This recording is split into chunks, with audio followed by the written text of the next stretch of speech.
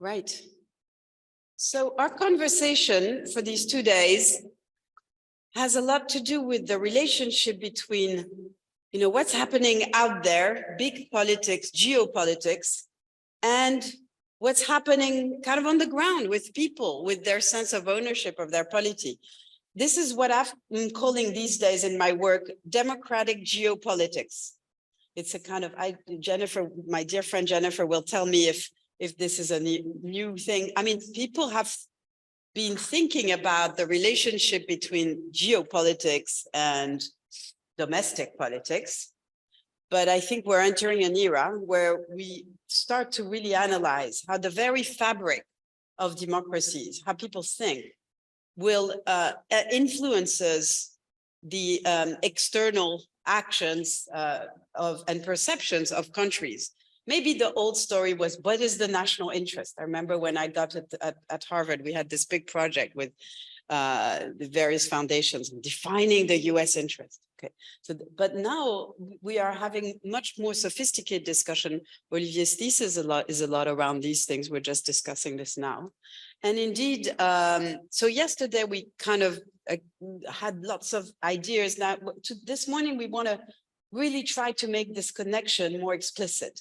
And of course, sadly, the Ukraine war is a terrain where we can really think through this connection.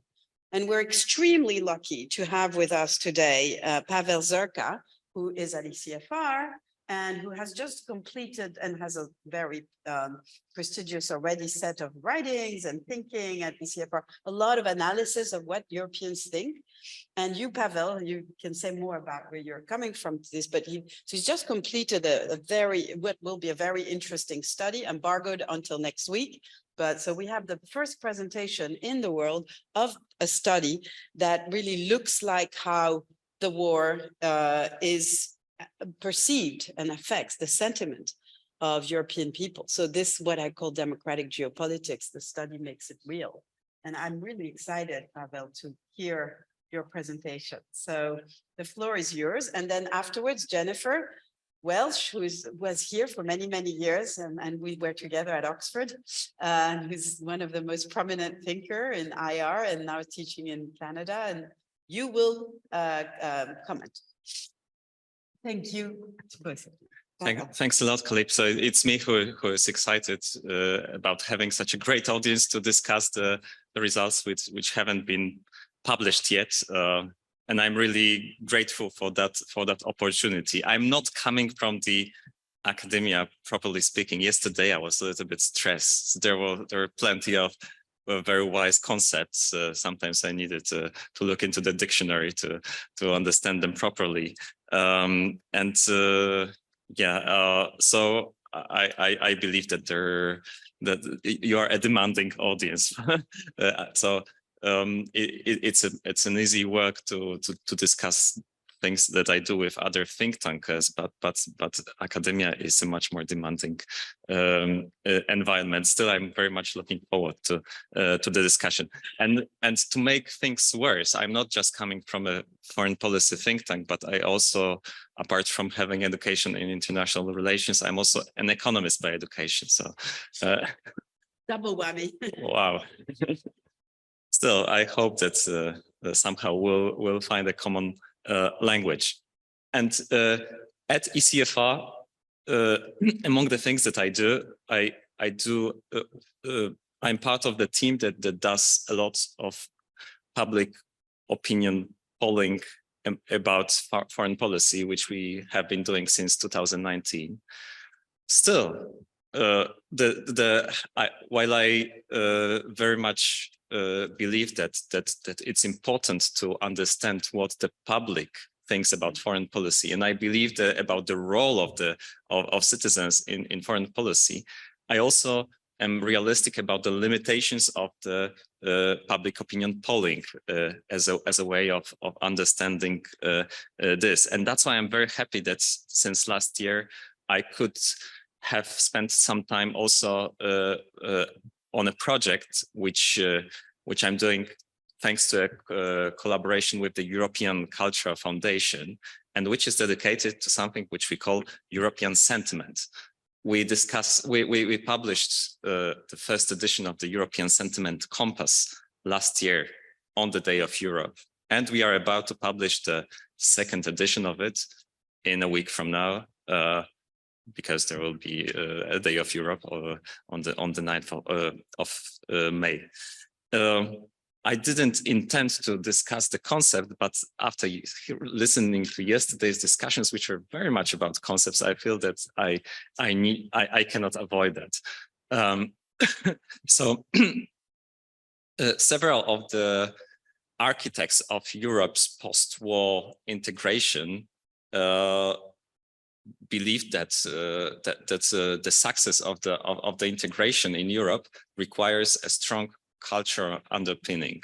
And so, for example, Jean Monnet is believed to have said that if he were to start from scratch, he would start with culture.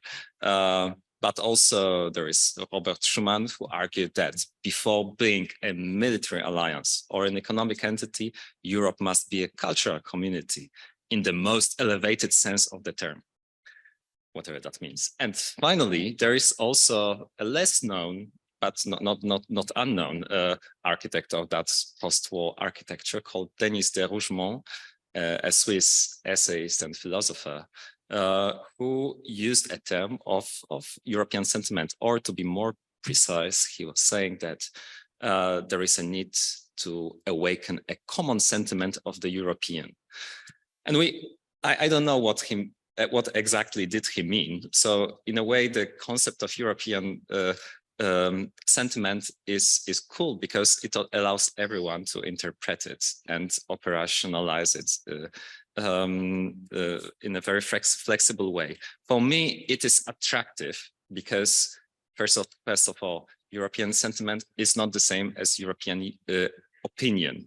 It's and when you discuss sentiment, it has this collective component, being about collective meaning rather than about individual ideas or individual preferences.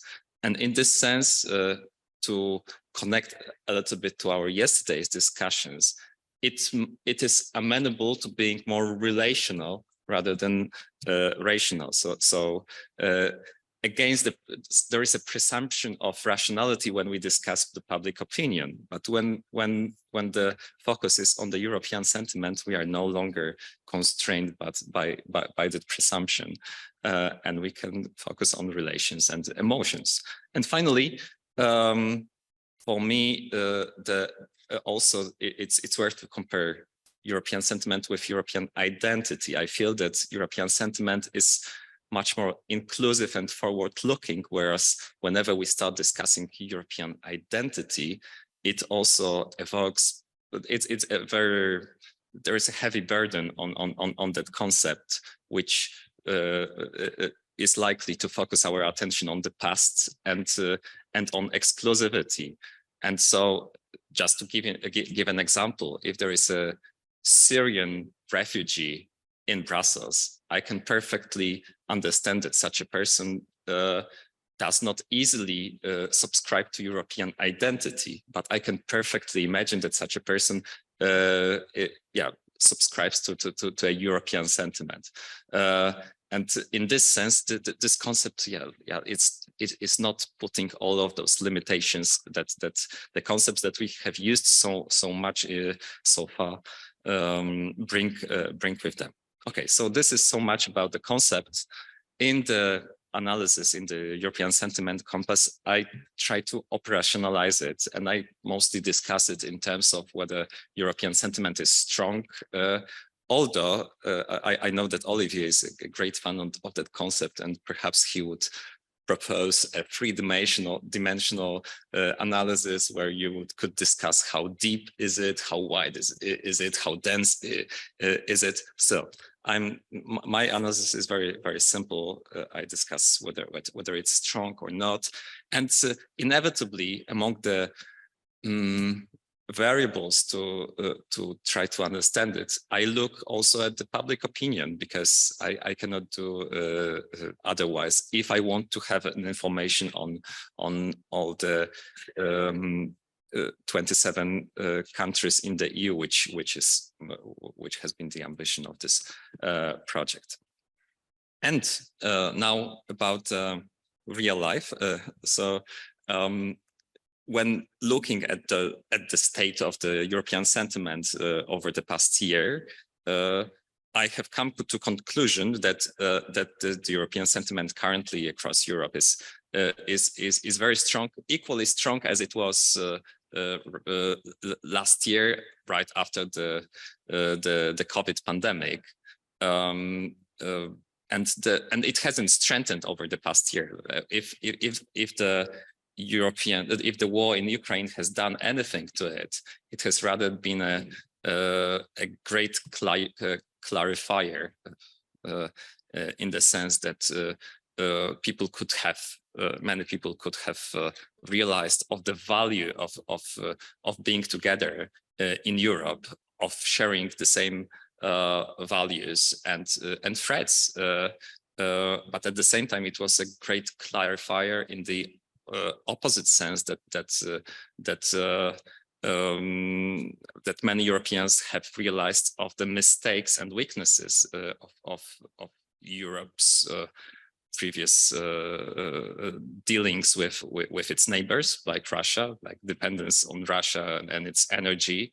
And also it has been a great clarifier because to many people, especially in the north and in the east, it has shown the weakness of the leadership of those most potent countries like Germany and France. But at the same time, it has provoked a soul searching in those countries like Germany or Finland or Austria to some extent. That's why Zeitenwende in Germany. And then, okay, let's agree that the European sentiment is strong. But then I point to risks to how it could be undermined, and then I move my focus to something which we could call a Russian threat. But I distinguish between two threats that can be thought as Russian. So my assumption is that Russia would be very interested in undermining the European sentiment, Europe's the feeling among Europeans that they share the same culture, that they share the same future, and that it makes sense for them to work together rather than apart. But the Russian threat has two different faces. One is a direct, active threat when Russia, for example, directly tries through its networks or actors to use propaganda, or when it payrolls journalists and politicians in Europe.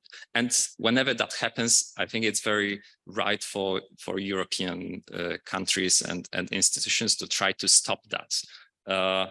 However, it would be dangerous if the European countries and institutions started to believe that this is enough to deal with the challenge, because much of the Russian threat is actually indirect, and it is about Russia maintaining a strong soft power within Europe, which is partly about a cultural allure, and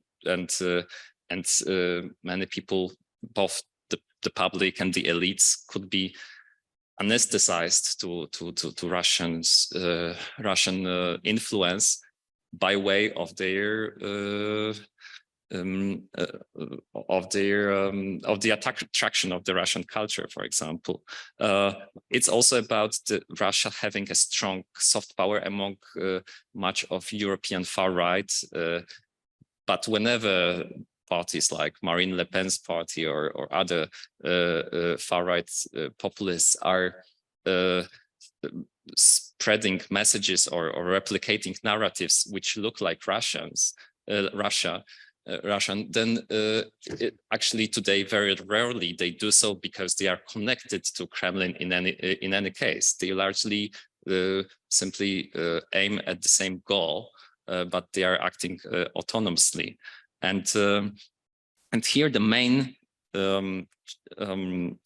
actually threat for the European sentiment would be if if European countries and institutions try to stop that, and by doing so undermine the values on which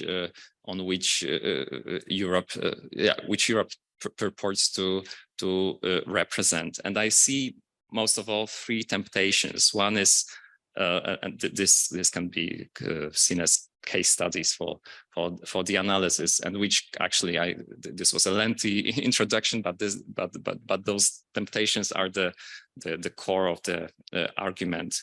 So one is about what to do about the presence of Russian culture, and the Ukrainian Ministry of Culture has been very active in calling on his European peers to try to boycott Russian culture while atrocities are ongoing on the Ukrainian territory.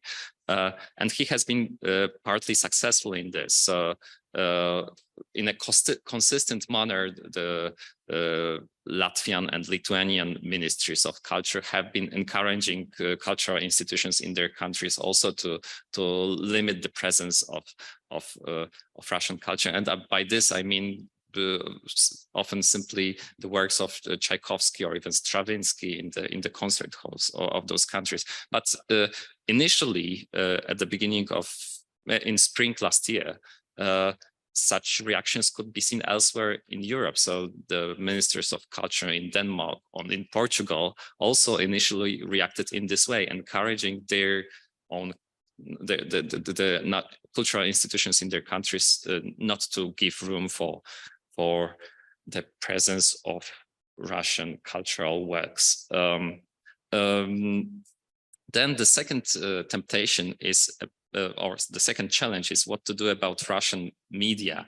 In the immediate reaction to the invasion of Ukraine, the European Union at the Council meeting, they decided to block Russia Today and Sputnik in Europe. And this was celebrated, for example, Josep Borrell celebrated it as a major step to stop Russian influence in Europe. But such an attitude can easily go too far. We have had cases like in Latvia where even the opposition media outlets like TV Rain or Dost were blocked because it seemed that they were replicating some of the imperial Russian narratives. So the accusation against this TV Rain was that they presented the Donbas region as legally part of Russia. In the end, this TV Dost was allowed to broadcast from the Netherlands, but it was blocked in Latvia. But sorry, was that from the Russian minority in Latvia? So controlling that TV? No, it's the Russian opposition. So there are some connections to Navalny team. So people who are broadly seen as a promising alternative to the current government in Russia, but who nevertheless are not immune to the Russian tendency of seeing some things from the imperial. There are shades of gray. Things are not. It's not Putin. Yeah, but also Navalny said, I think that initially he years ago he also considered Kremlin as part of Russia other than Ukraine. So things are there are many shades of gray. But what I feel is a challenge is that Europe is very much in we can see that very often it puts itself in the very defensive mindset where the focus is on stopping any Russian messages to coming into the information sphere in Europe. And this we can see it also by other decisions that have been taken, like, for example, when the Digital Services Act was discussed and finally adopted last year in the EU, there was some criticism from experts who were pointing out that at the last moment, the Commission has adopted a very strict approach to online platforms to remove the content that could be considered fake news. There are also several fake news laws across the EU, which also are maybe problematic from the perspective of freedom of speech.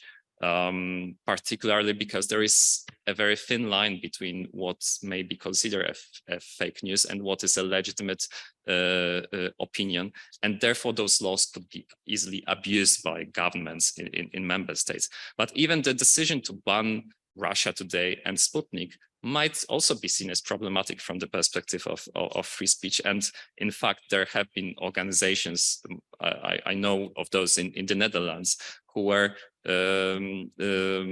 arguing, who made a petition arguing that this decision raises questions about rule of law and what we stand for as a society. And some others were asking, okay, if you are banning Russia Today and Sputnik, why shouldn't we ban also Russian state news website, TASS, or other state news portals whose messages do not differ that much? And therefore, if you start blocking, then you can find yourself in a situation where actually you could go much farther. And I believe that this is not where the focus should be on. And then there is the third challenge and a temptation. There are,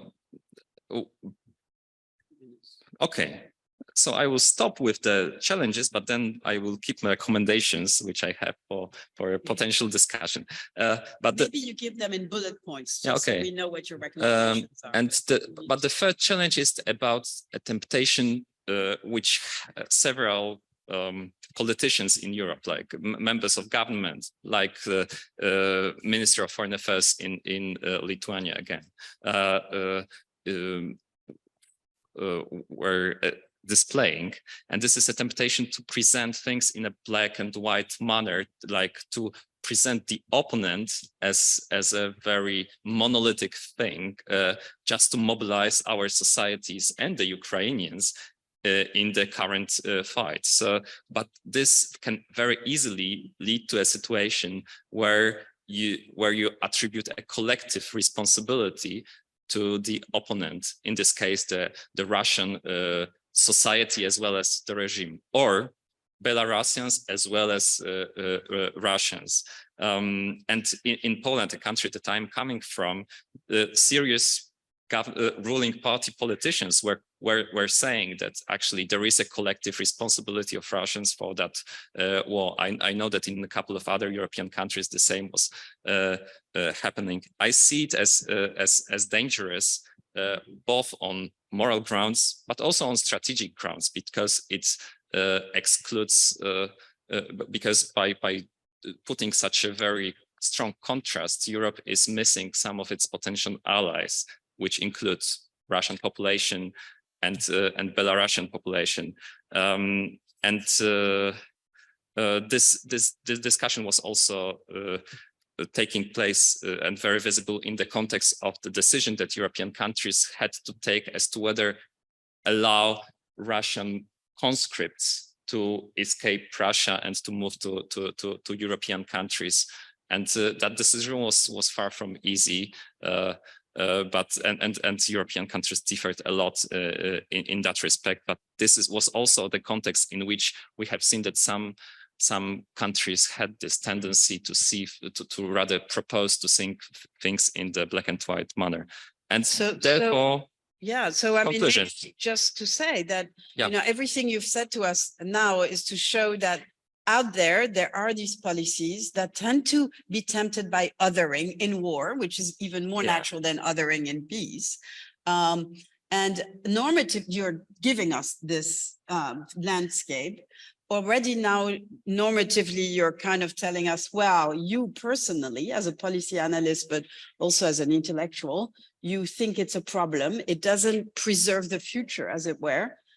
So Pavel, give us now your three recommendations. So for me, it's a problem because it risks actually undermining European sentiment by provoking confusion among Europeans as to, okay, so what are actually values that we stand for?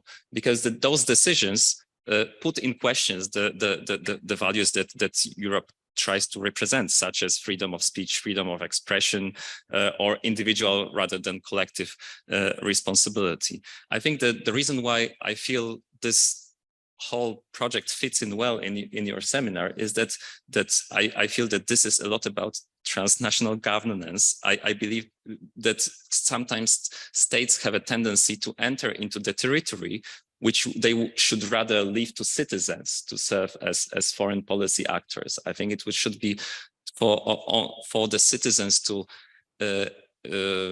experience the challenge that the presence of Russian culture and Russian media in their countries represents, and to do something about it rather than being deprived of that opportunity by protective governments. And also when it comes to that othering of Russia, I think that this is also risky because you don't see people as allies, and I think that both in Russia and Belarus, but also inside the European Union, it's the citizens that have a very important role to play in sustaining European solidarity and support for Ukraine. And in a way, the fact that European sentiment is strong should encourage European governments to actually trust European citizens more, rather than show a defensive and protective attitude towards them and try to keep them away from Russian information, from Russian culture, or etc. So that's the argument. Thank you. And this is, first of all, your study is so promising and we can't wait to see it next week. Secondly, I think that, as you said, very much in the spirit of our seminar, which is very much about the people, about the citizen, about geopolitics all the way down. Olivier says grassroots geopolitics. So, it serves, although it starts with analytically, it serves a normative purpose of ringing the alarm and saying, why should governments be the filter? So thank you very much, Pavel. You'll come back, maybe give us more recommendation in a moment, but first we'll hear from Jennifer.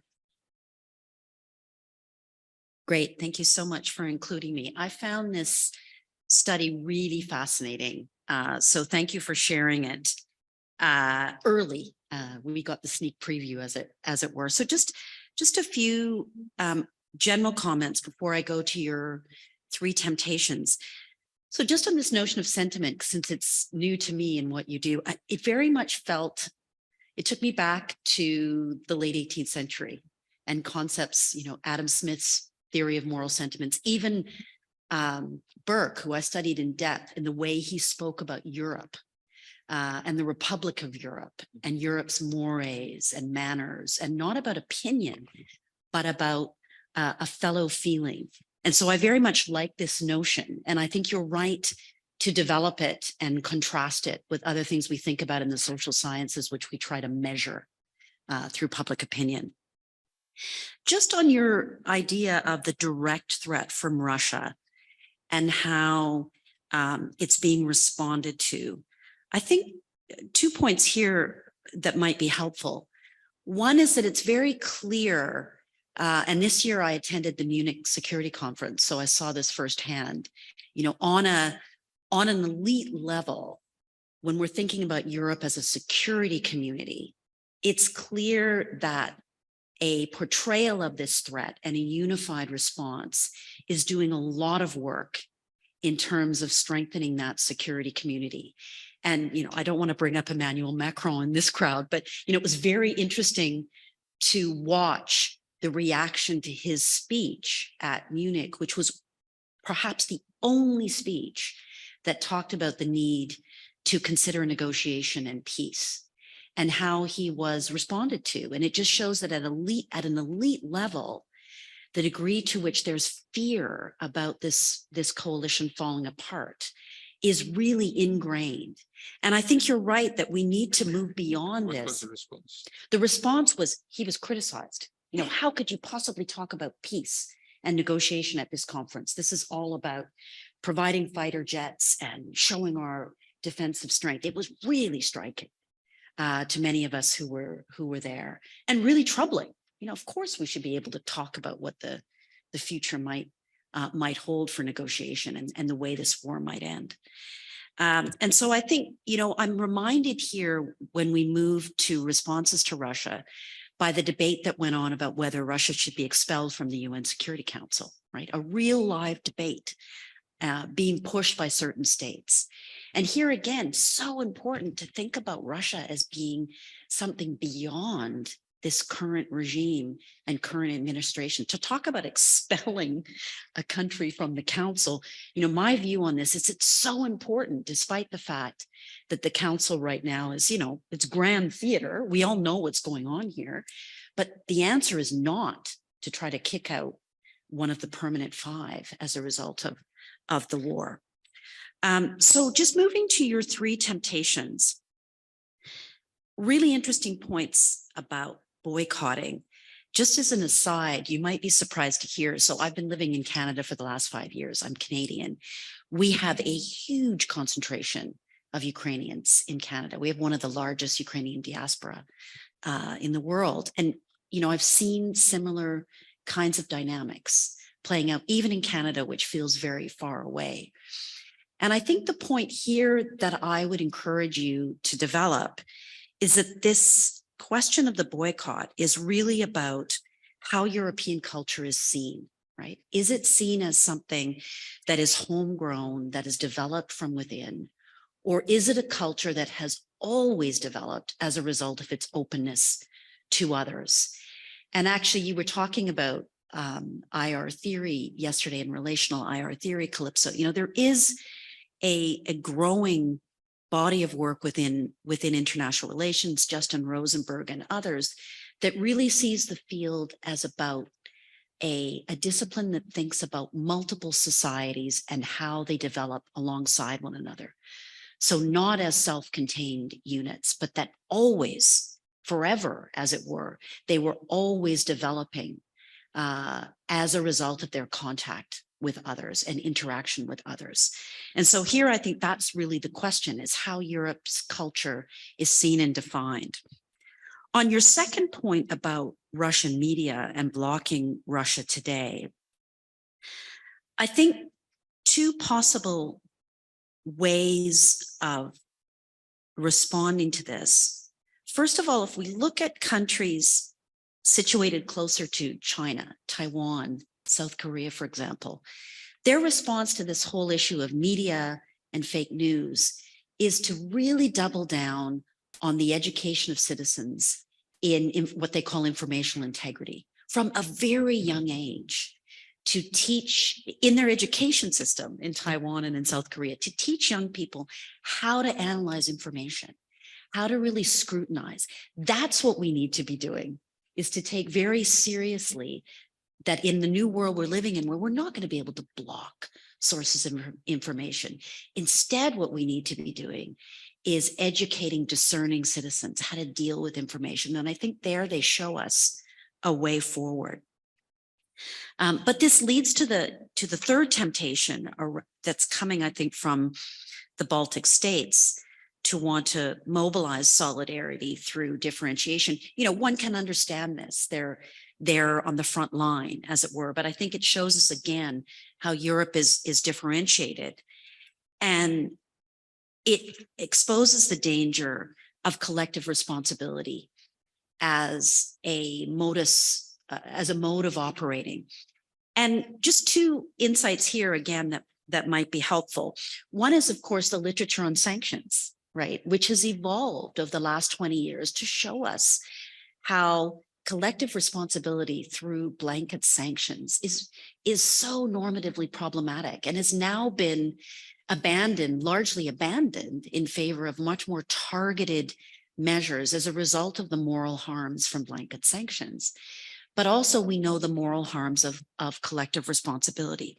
So even in the field in which I work, which is the ethics and law of armed conflict, we're seeing really interesting work, in fact, by my colleague, Fred McGray at McGill, who writes about how this war actually violates the rights of Russian soldiers and Russian citizens, right? So we have to move beyond this collective mode of analyzing the war. Even if we're looking at a country that has committed aggression, its regime has committed the crime of aggression, we need to remember how that in and of itself violates the rights of Russian soldiers and Russian citizens. And there's lots of very, very interesting legal and normative work that is showing us this.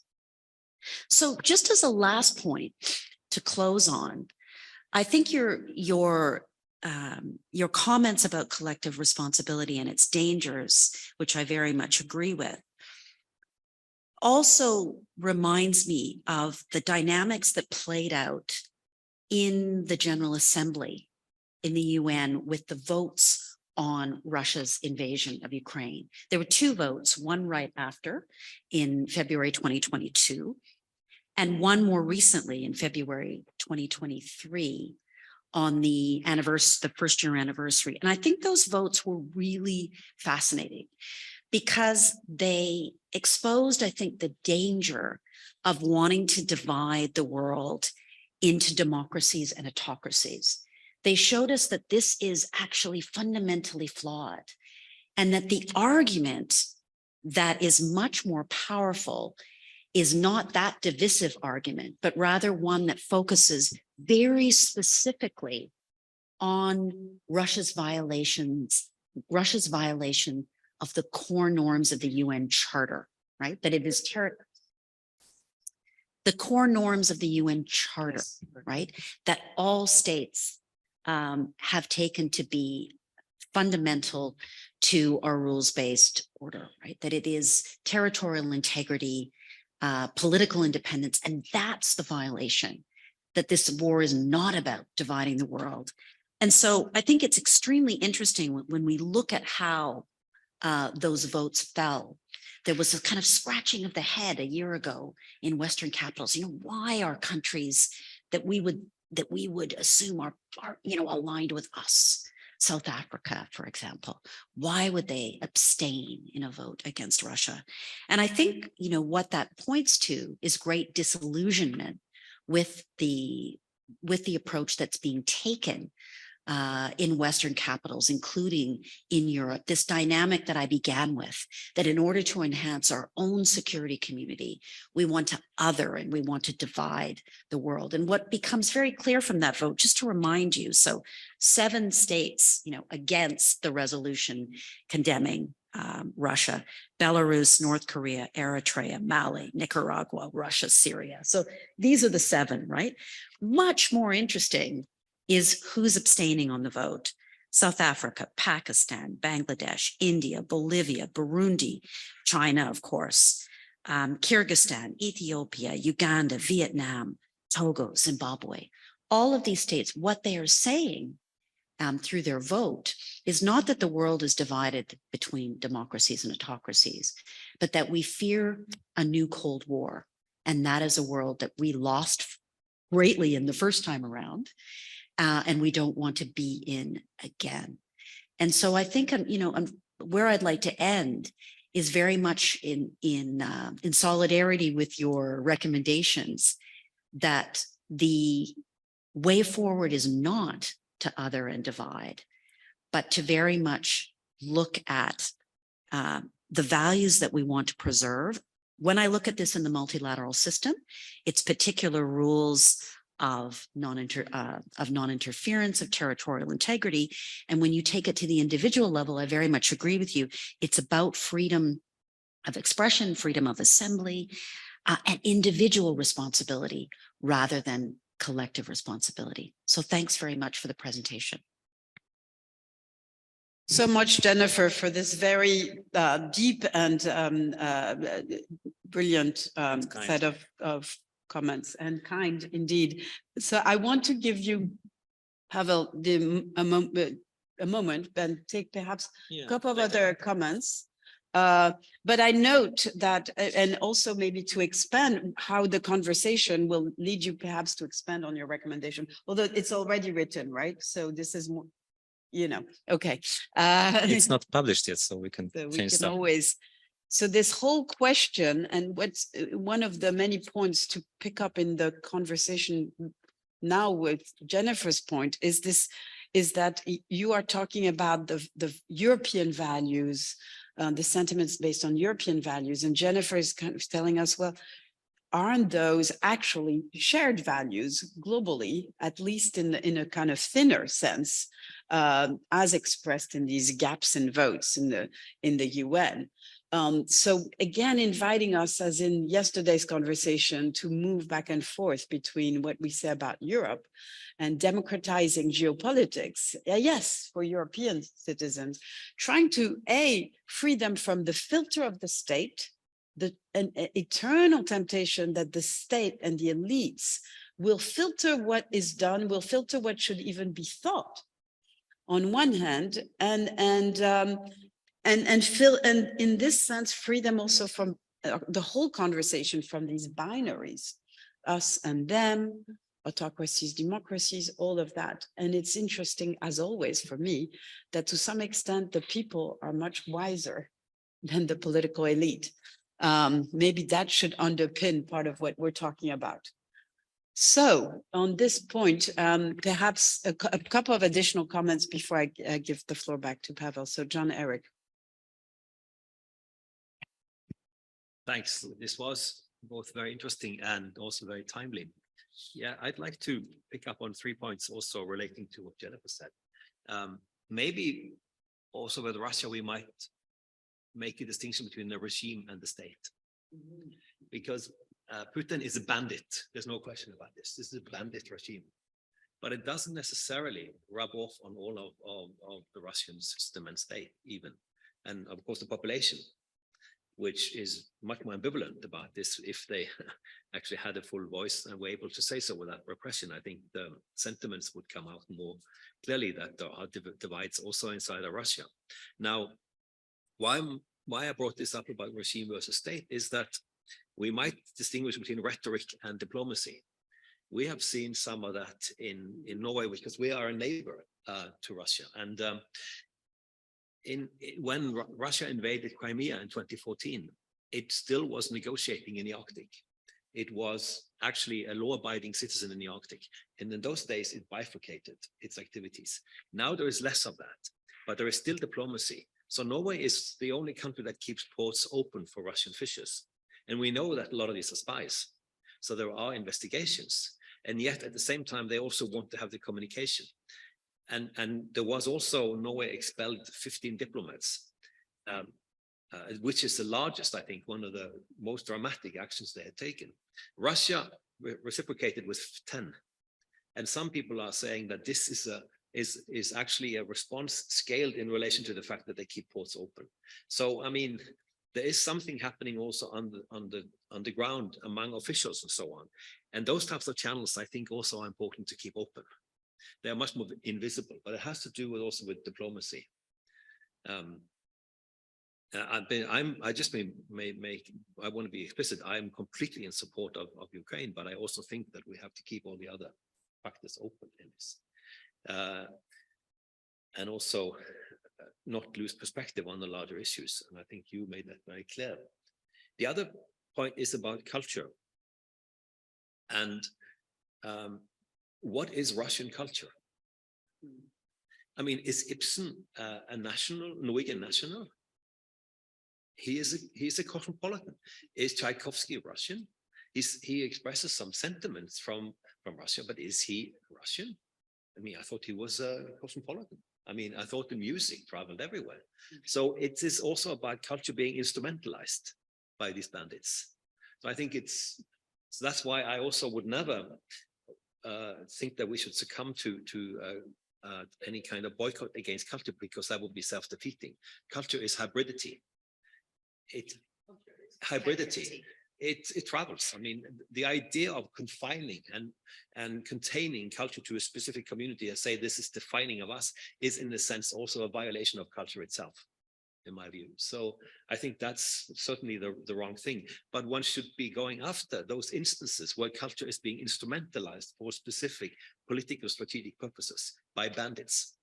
So whatever Putin does in order to instrumentalize culture to use for his political purposes should be clamped down on, but culture in general should not be.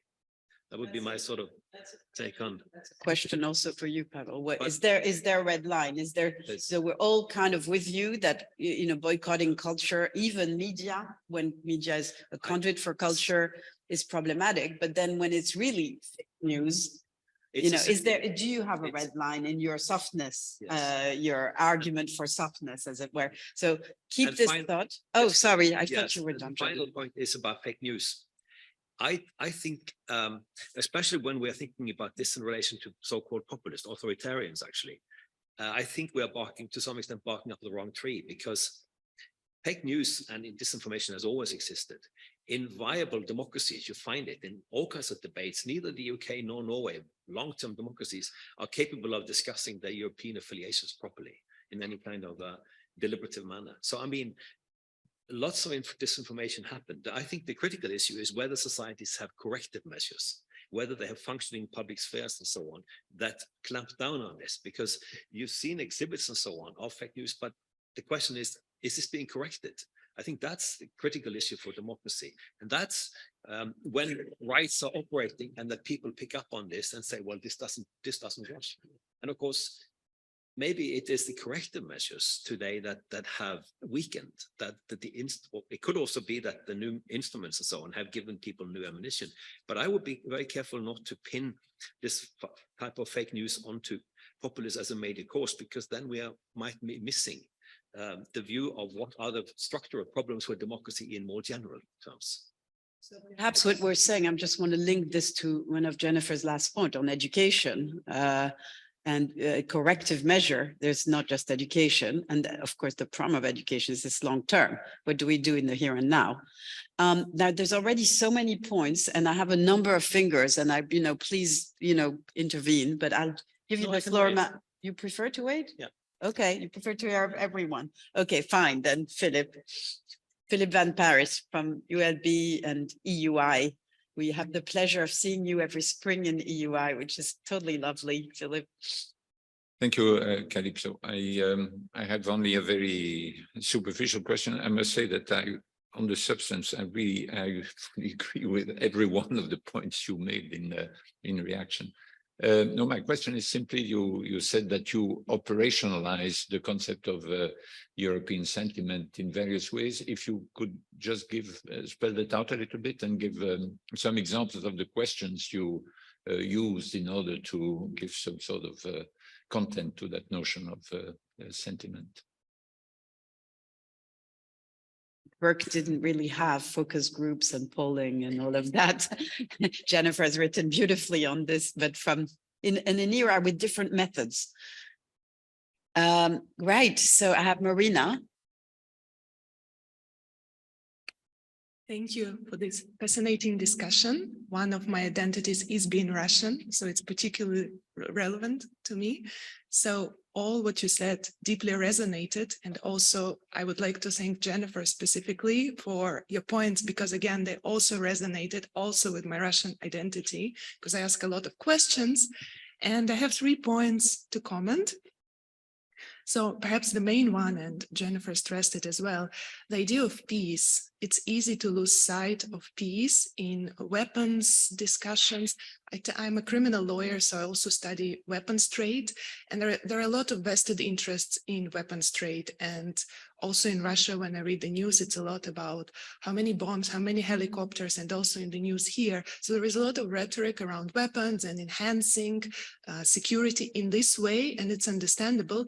But also what I feel is that nuclear threat and further escalation is under discussed to some extent, that we may be on a path to mutual destruction.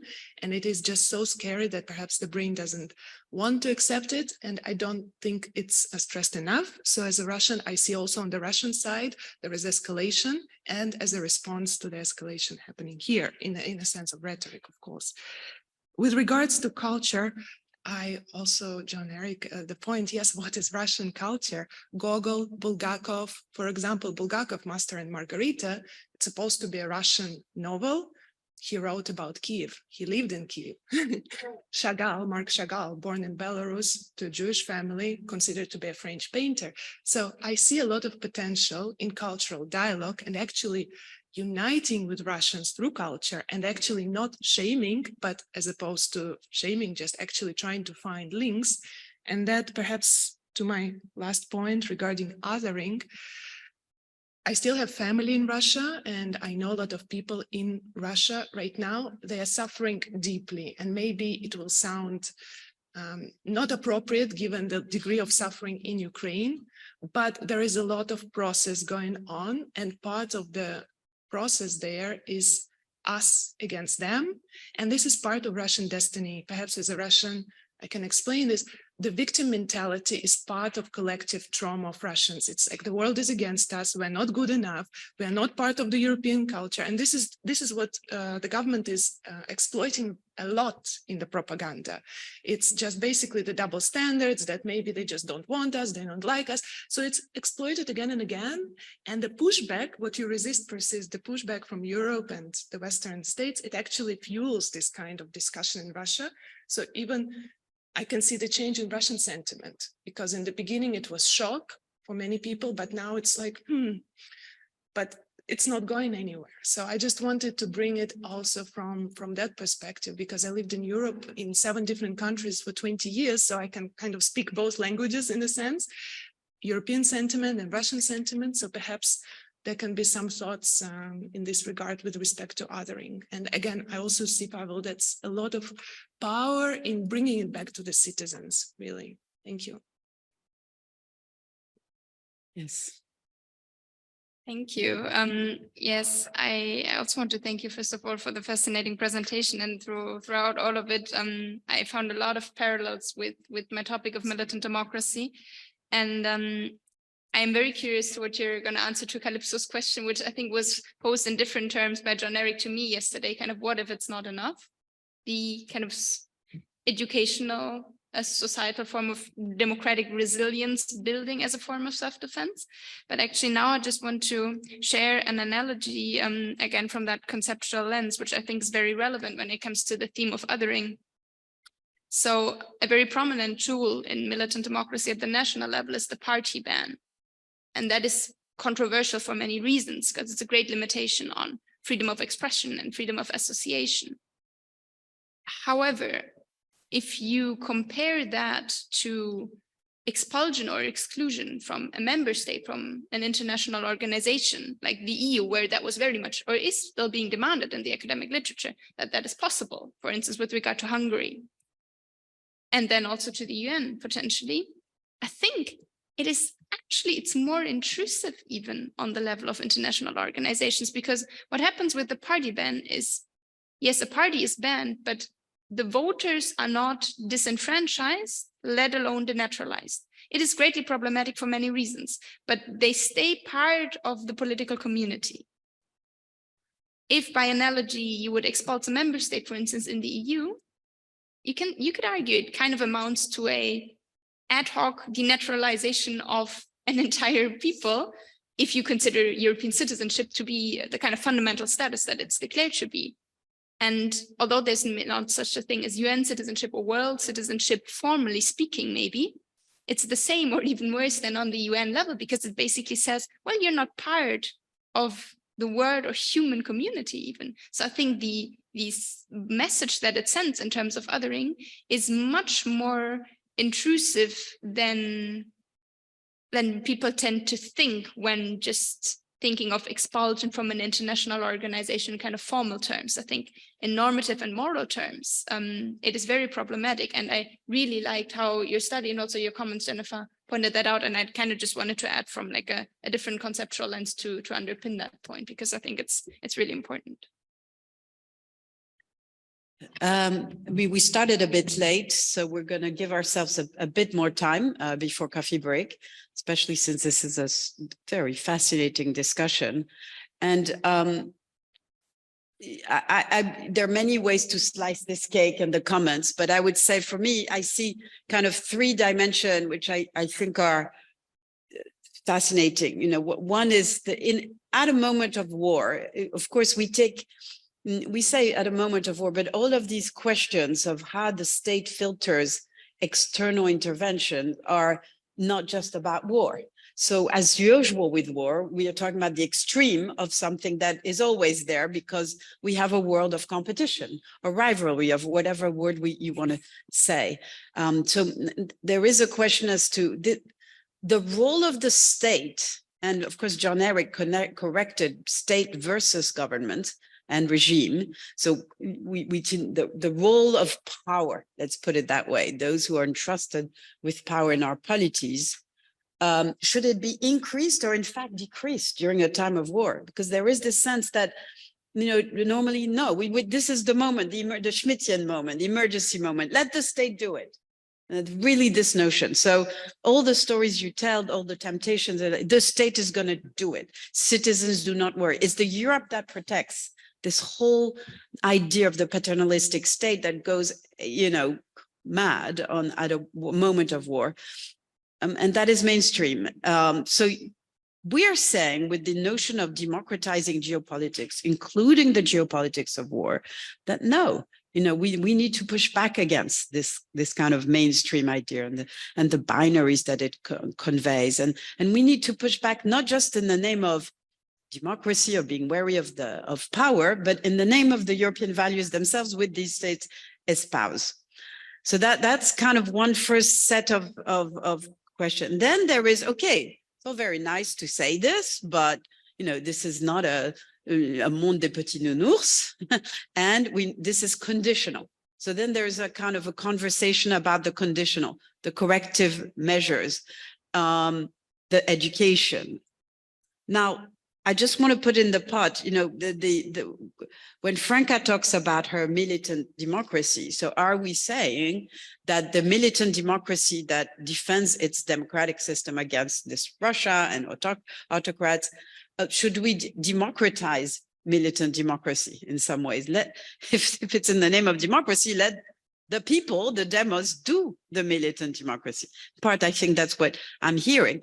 And frankly, we're working with the Commission on its new democracy package, which is basically has the word democratic resilience all over the place, which is why, in part, John Eric and I put this title, Democratic Resilience, for our workshop. What do they mean by democratic resilience? But it's very defensive, and it's very much we do it. And the corrective measures belong to, you know, is about helping the citizens. So who can help the citizens? Do we really need that? Of course, we have this EDMO program here about disinformation, and maybe I would suggest that maybe there's still some intervention to be done, but perhaps not. And of course, then there is our side, and then the other side, and all of Marina's point about, you know, the conditional is, hey, understanding what's going on in the other side, victimization. Well, what can be done about that? You know, I mean, hopefully it's a long-term process of Russian society coming out of the war.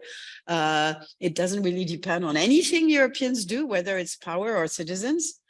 But at the margin, maybe there's something we can do against the feeling of victimization in Russia. But a conversation we have with Liz a lot in the global South. Why these votes? The sense that we've been on the receiving end. What I was saying yesterday about who are just.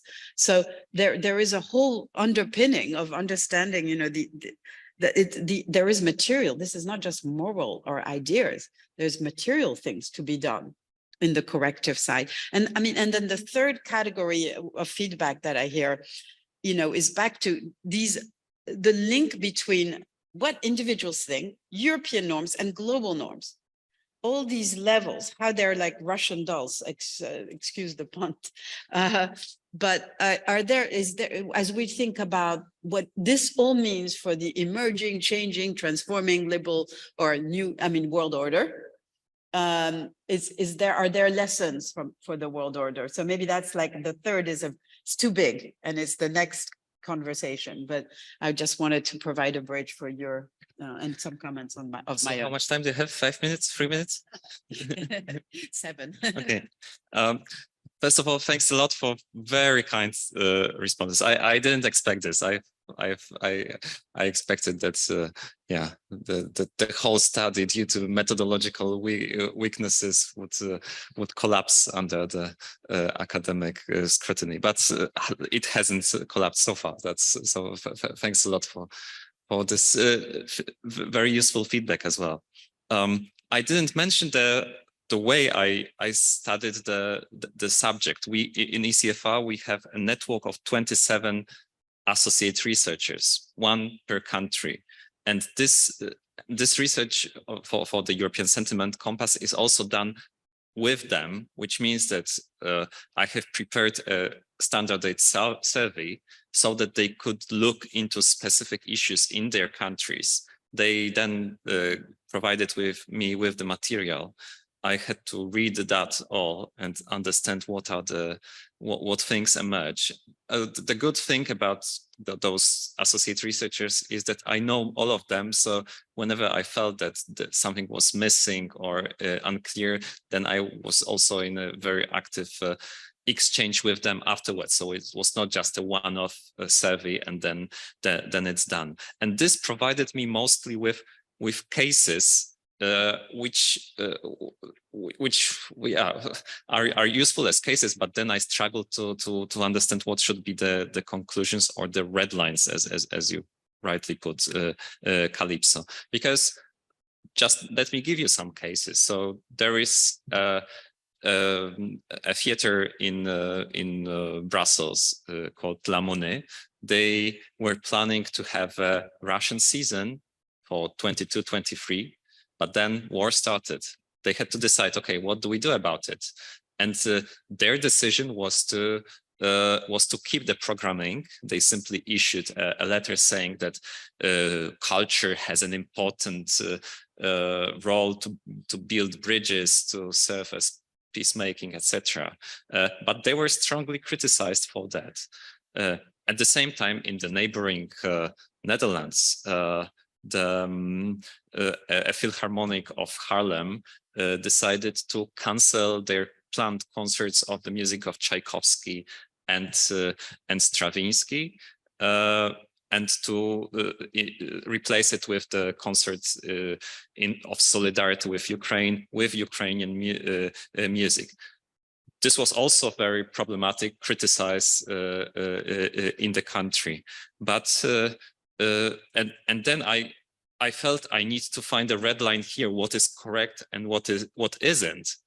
But then I realized that actually cultural institutions have an important role to play in the society, and they should preserve their freedom of cultural programming, which is that it should still be on La Monnaie or on the Philharmonic of Haarlem to decide one way or another.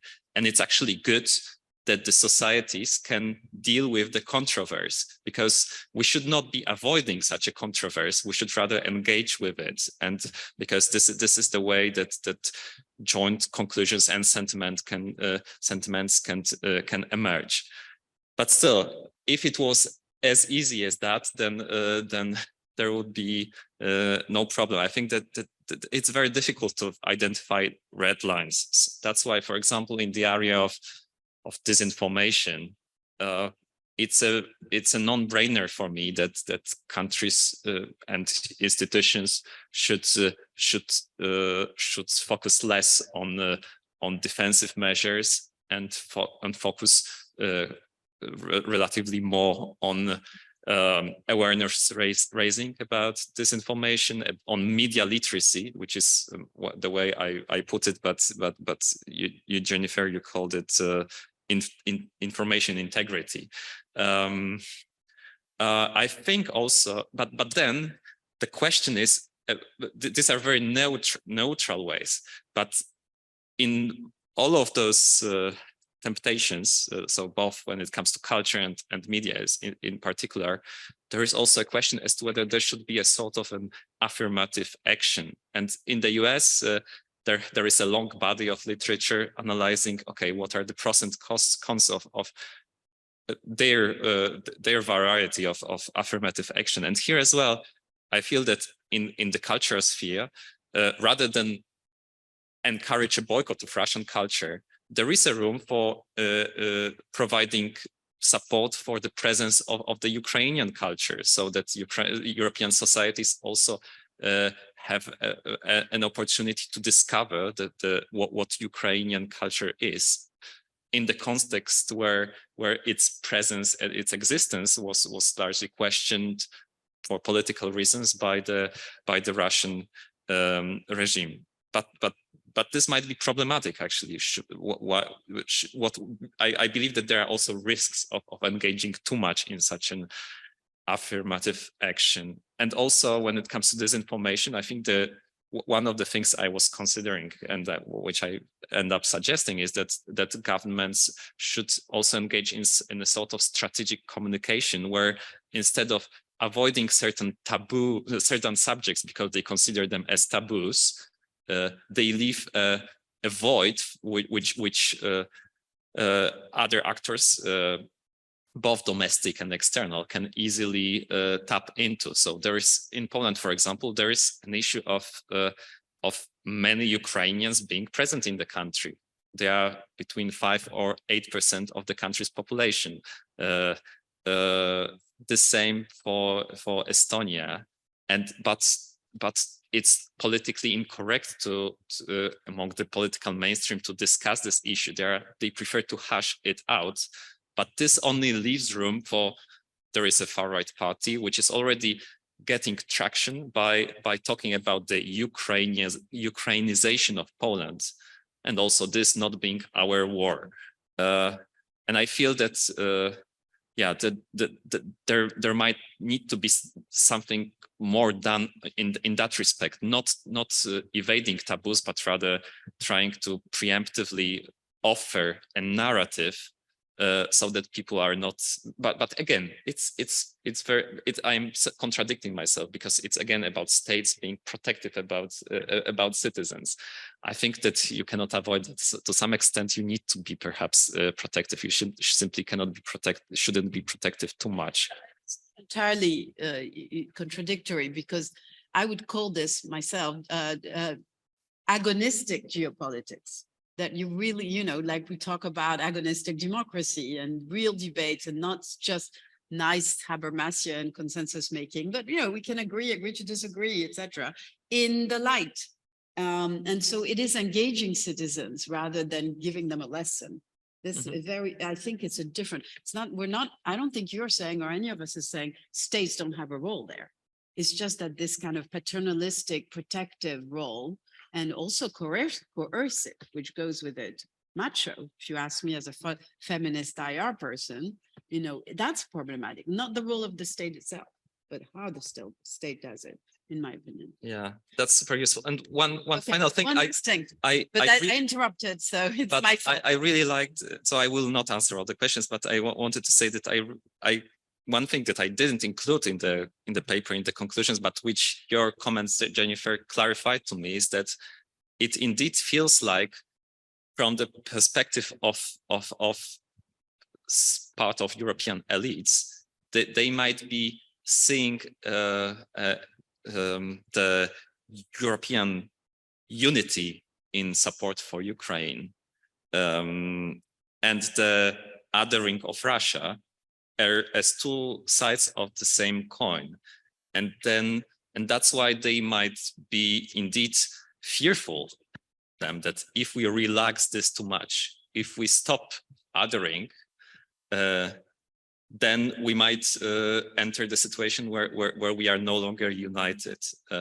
And I think that this is the clue of the matter, that I would disagree with such a perspective. I think that if European elites tend to have that mindset, they are underestimating the already existing resilience of the European society. Despite all of that fake news and Russian narrative circulating across Europe, Europeans, as the polls are showing, are still, of course, polls are imperfect because there is also political correctness. People might feel limited in saying things which are not politically correct, but still it feels looking at results of various studies that Europeans are still strongly supportive for Ukraine.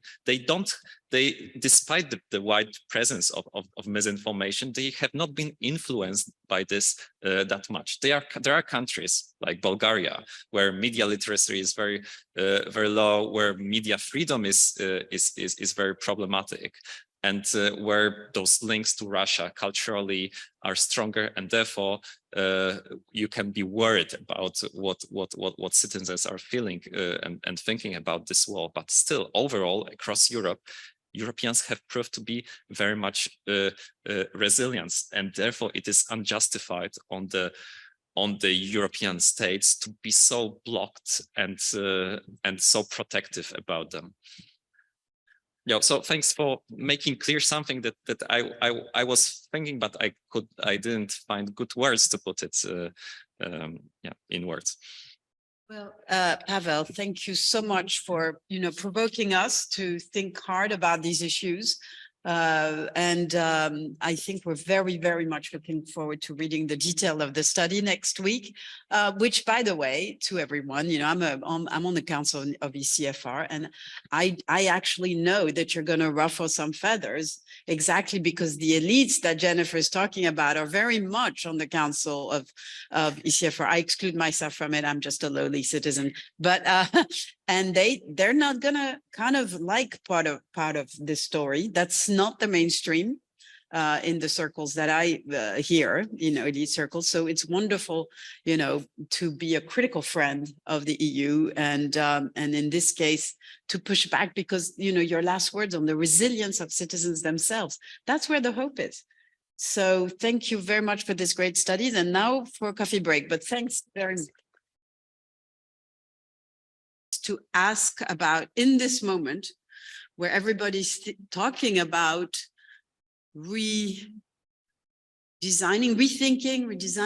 the world order, as it were, and within that world order, not just the kind of raw balances and effects of the world, but the democratic underpinning of this world, whatever this word democratic means. And I think it's fair to say we don't mean democracies as a kind of Platonic ideal type. I mean, John Eric's presentation yesterday was very clear about this. We need democratic practices and underpinned by the core norms that Jennifer was talking about over the international system. What is all right and good in the way humans organize themselves. We can disagree about this, but maybe there's some basics like dignity, like fairness, like equity, like the right to live in peace. And the word transformative is key here. And that's what we want to come back to in this last roundtable, is given everything we've been discussing now, yesterday and today, what are the pathways that can lead from this moment of not just war, but kind of awareness, self-reflectivity, and not just by elites, but by people talking to one another. And this was started in a key way with COVID, this moment, as it were. What are the basic concepts, insights that we can bring to this conversation together that might be the conditions of possibility? I don't want to be too Hegelian here, but the conditions of possibility for transformation. So not necessarily we're not going to come up with the final blueprint, but what are the keys somehow with that unlock, given that the basic fact that powerful states hold on to their power, and elites, especially extractive elites, will hold on to their power too. That's called greed for power and wealth.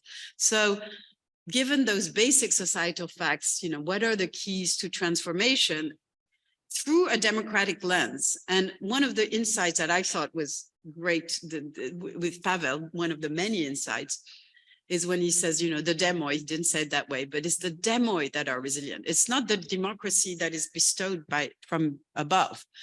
as the Commission and EU institutions discuss it these days when we talk about resilience. So I'm really happy that we can probably keep this word resilience, but perhaps ask who owns it, who is the key to it, not necessarily the grand designs, right? And then democratic innovation, we haven't, again, the title, democratic innovation, perhaps that's the next frontier. And Franca brought it up yesterday, you know, with, okay, militant democracy, there's something to it, but, you know, we need to do it in an innovative way. And we've been in my program on democratic transnational democracy as well as EU 3D. You know, how do you do democracy without dominance in an interdependent world? I mean, that is the key is, of course, how do we frame these innovations? I believe in citizen power. I believe in citizen assembly, but I also direct democracy and reinventing traditional democracy so that representative democracy, so it's connected across border much better. So all of this, and of course, the important thing in this story is that the so-called global South or global South plural is not a footnote to the story. It's a key, the key that what is happening there. And some of us around this table have experience there. I mean, especially, of course, Elizabeth. So we want to hear you, Liz, on this from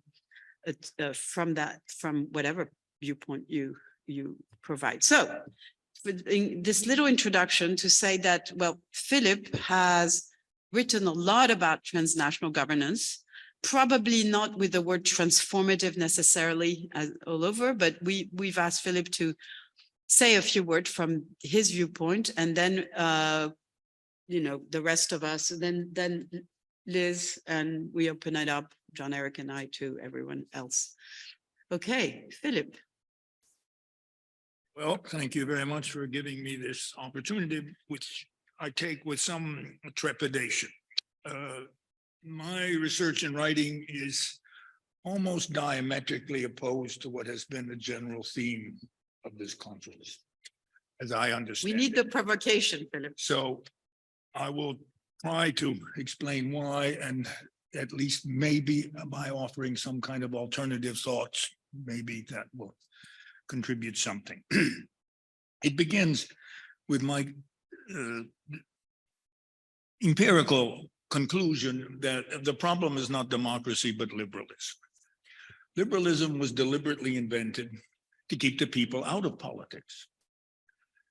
It was a response in the late 19th to 18th, really, and then 19th century to reformulate the entire concept of democracy, which no one believed, incidentally, was an appropriate form of regime until democracy or liberalism reinvented it, to make it compatible with two major changes.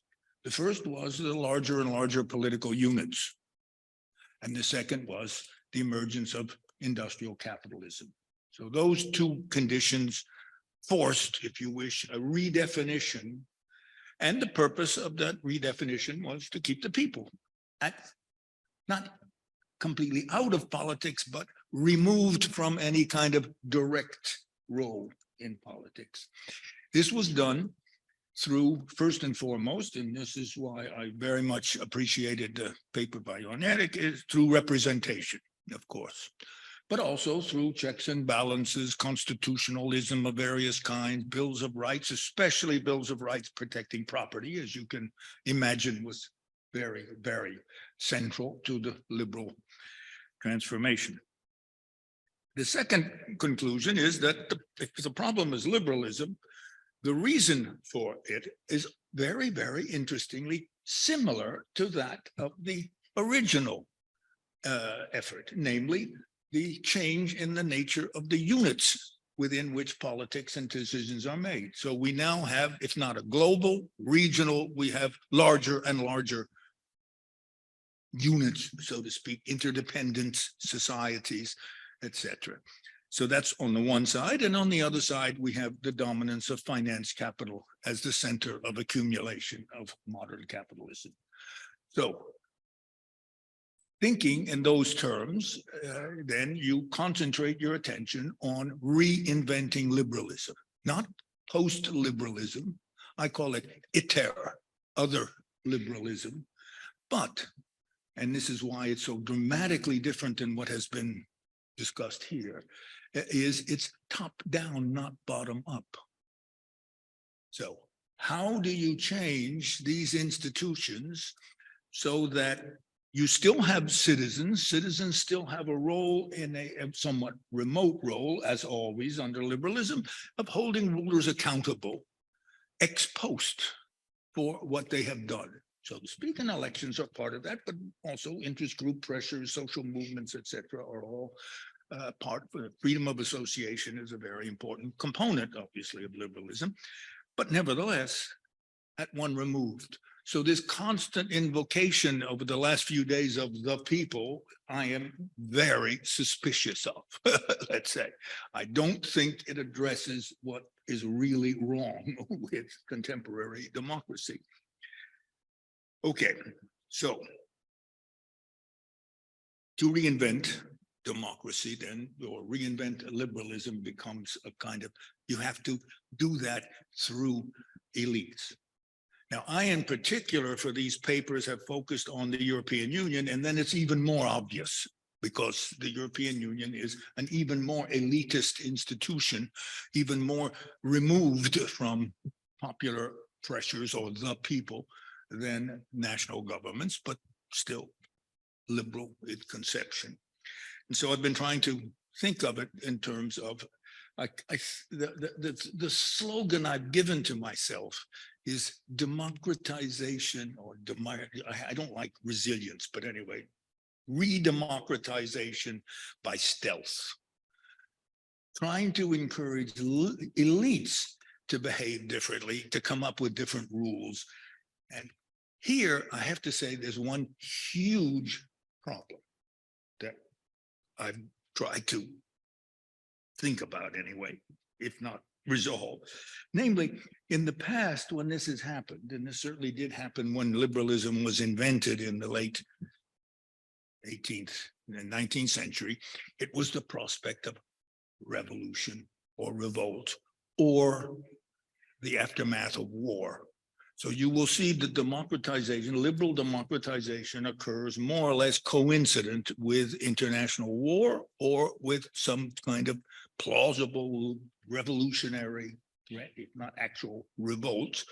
And then you get changes in the rules from above, right? And you retain a kind of continuity, although not always, obviously. You look at the 30s, doesn't always work, but at least for a long period of time, then liberalism makes this adjustment, but the motive for it is revolution or revolt. And that's completely absent now. We have these incredible popular demonstrations going on just last week. Think of it, the French, etc. Nobody interprets that as revolutionary. And in fact, in many ways, it's reactionary. It's a demand to return or sustain a pattern from the past rather than a fundamental challenge to the rules of the game in the present, right? So that is the basic argument, is that we should be focusing then on changing rules of the game and encouraging elites to understand why it's in their own interest to do so. And in so doing, you will extend and you will change the nature of democracy. You can extend the citizenship, notions of citizenship, protections for citizens, etc., but it will not come from below. It will come from calculations by elites. Now, this is even more the case at the level of Europe as well. To conclude, the success of this kind of effort at the European level is not only significant for Europe. And this is where this famous slogan, I can't remember who I stole it from, but I stole it. I think it could be Joe Nye, but I'm not, I don't know how many of you know Joe, but anyway, I think I stole it from him. Piece by pieces. So instead of thinking of the world system as a single system, you think of it as regional pieces, and you create peace and what dear old David Mitrani used to call a working peace system. So regions are not just simply the absence of conflict, it's also the capacity to make binding decisions for a group of countries. But you start with regions and you build a world system based on pieces. Piece by pieces is this. Was it Joe Nye? Does anybody else recognize that slogan somewhere? I don't. Anyway, I think it was Joe, but anyway. So that the significance of this in Europe is not just significant for Europe. It's significant as a kind of innovative potential model for a world order based on regions which first resolve their own conflicts and create this capacity to resolve problems at that level. And then the regions begin to make agreements with each other, and you build a system which is what Vitrani called a working peace system. So it's more the outcome of European integration is significant not just for Europe. It is potentially, anyway, a basis for a whole modification of the world international system of international relations. Thank you.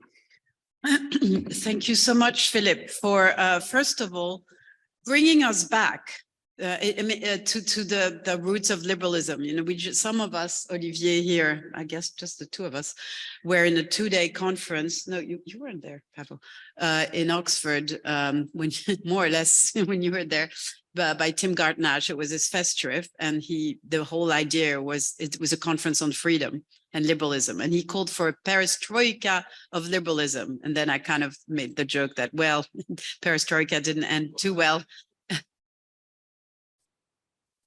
No, but the point is actually,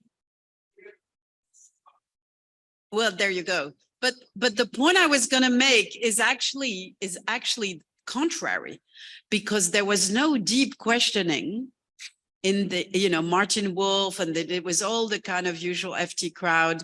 There was no deep questioning in that conference on, you know, there was a sense that, well, liberalism has to reinvent itself. But you know, this very important thing that we discuss in class too, you know, that the Annalyn de Jean wonderful book called Freedom, the story that you reminded us of, that forever, including here in Florence in the medieval age and up to the 16th, 17th century, it was freedom through the state, freedom through the collective, the Republican idea of freedom, and the reinvention of liberalism as freedom from the state, freedom from everything that's public, to protect the private sphere by the liberals of the 19th century, you know, is a story that, you know, it is not told very much, or is it told as a story of necessity? As you said, one of the two reasons: we have larger scale, we have to have all these intermediaries, we can't leave it to the people, etc., and leaving behind the whole Republican idea. But in fact, at the end of the day, it was to protect the factories, and it was to protect private property. And by the 20th century, when there was kind of huff, okay, we've managed, then the franchise was expanded, but still then the people are kept at bay. So we are in a moment, I completely, you know, agree with you, that where this has to be revisited and re-questioned. Where I personally disagree, and I'm now going to pass the floor to Liz, is to say this is just going to be top down. So I'm sorry, I'm just like responding simply because we don't have much time, and I just want to put this on the table. That to me, the challenge that we need to think about is how top down is informed by bottom up, because I have never in history heard any stories of elites voluntarily, because enlightenment came to them in one morning, you know, decided European integration is a perfect example, exactly that. Well, no, because it's been captured by elites. What do you think? How do you think Europe was created? By elites, captured by elites. You don't tell elites, elites will keep their power. Don't tell me there's no instance of this. There's plenty of instances of elites being, so to speak, provided with an incentive to change the rules, to change the rules, to pool their control together in order to keep it. But we can come back to that. It was not to democratize, definitely not. You know, democracy was not in the DNA of the EU, but it was about giving each other power as the international of bureaucrats and technocrats. But we'll come back to this, Philip. We'll give you the floor again. But so I think there is, a bottom-up story here too. And I'll pass the floor to Liz. Wow. I have a friend who says in relation to certain conversations, I have a lot of firewood for this fire. In other words, I have a lot of things to say, some of which are controversial, and I have to think how high or big I want the fire to be. I will kind of support Philip's argument by saying, if you come from my part of the world, certain things are very contentious. Liberalism is one of them, and whether liberalism can actually exist in the same space as democracy, or whether it actually ends up being a situation of state capture or other kinds of capture. The Bretton Woods institutions are another black sheep, so to speak. And the concept of rule of law is also quite problematic. You come from my part of the world. But I think that's quite huge to try and tackle in this conversation. So one of the things that I did when I came to Florence, and I haven't actually finished, but I'm making my way through, is the writings of Machiavelli. And Machiavelli tells us about these 6 different types of states. And I remember reading this and wondering, do we actually have a democracy as described in this situation of what a democracy is? Or do we have much more, I think it was a Venetian model where a few people govern for the benefit of a good. And so that kind of resonates with, is it the elite who are making certain decisions for the benefit of a good? Is it actually a bad system? I think somehow he does say that there are good states and there are bad states, and there are benefits, pros and cons of each, and it's not necessarily that democracy is the best model, but democracy actually has an evil twin called chaos, and we have to think about that. And sometimes I think whether with social media and with our current listening to each other in our echo chambers, did we finally create what he was saying, where he said there will be so many interests and everybody will go into their corner and you will end up with chaos. But I haven't made up my mind. I'm still reading that. So just something else to throw out there. I think what I come to this with is the thinking from the systems thinking approach. And the fact that this whole conversation we're having is not about, it's not about the elites, but it's not about the people. It's about both in relationship to each other. And both in relationship to each other are not a sum of their parts. In other words, you can't just deal with the elites and that will solve the problems of the people. You can't deal with the people and that will solve the problems of the elites. The system is complex. It's like the human immune system, I like to say, which means it's going to behave in a certain way in response to certain triggers. The first thing you need to understand is, what is the system? How does it behave? How does it respond? And that, I think, is a question I don't really see. I'm not an academic. I'm not familiar with all the work. So maybe this is the point where I get educated.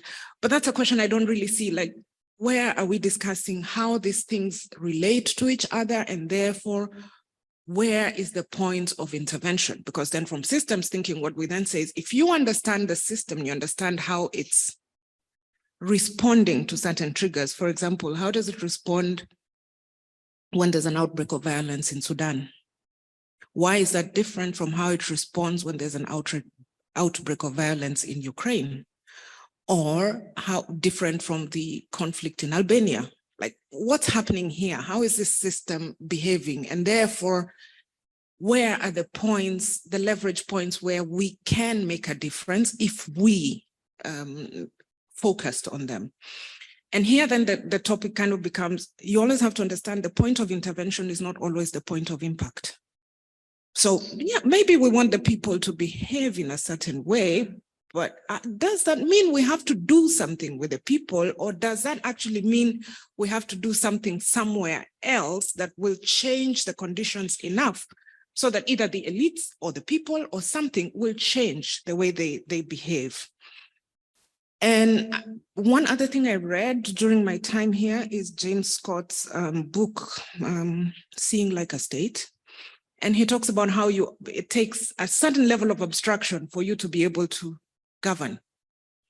So, and I think he bases it in France, and then he says, okay, so, which you have to understand, I'm African, I grew up in the 80s, we didn't have internet in those days. I knew very little about Europe. I thought it was a homogeneous entity. This is really like ground shaking education for me. What? They had disagreement. This is new to them as well. Wow. Okay. So, but he explains how, I think it was Napoleon and Code Civile, and how it had to be done so that you could understand how these people in certain parts of France who didn't really speak French and had to be forced to do their contracts in French, their agreements in French, their transactions in French, so that the state could understand them and therefore be able to impose a tax system, raise soldiers. I mean, those were the needs then. We have different needs now. But obviously the level of abstraction then removes a certain level of contextualization. And so you lose something. And then, of course, for me, that means if we then move from the state to transnational governance, that's a third level of abstraction. So if we already lost something coming from our communities to our nation, we lose a lot more coming from our nations to our transnational state. And then we end up with these abstract agreements that don't relate to what we believe in at our contextual level. We don't know what they are. They are a compromise. Yes, they are the best possible deal under the circumstance. Yes, but the people just don't relate. Because it had to be abstracted to a certain level to get to an agreement, but in the process of abstracting it to that level, you lost the linkages. And so for me, those are kind of the questions that go in my mind. How do we, because I still think we need the transnational level of governance.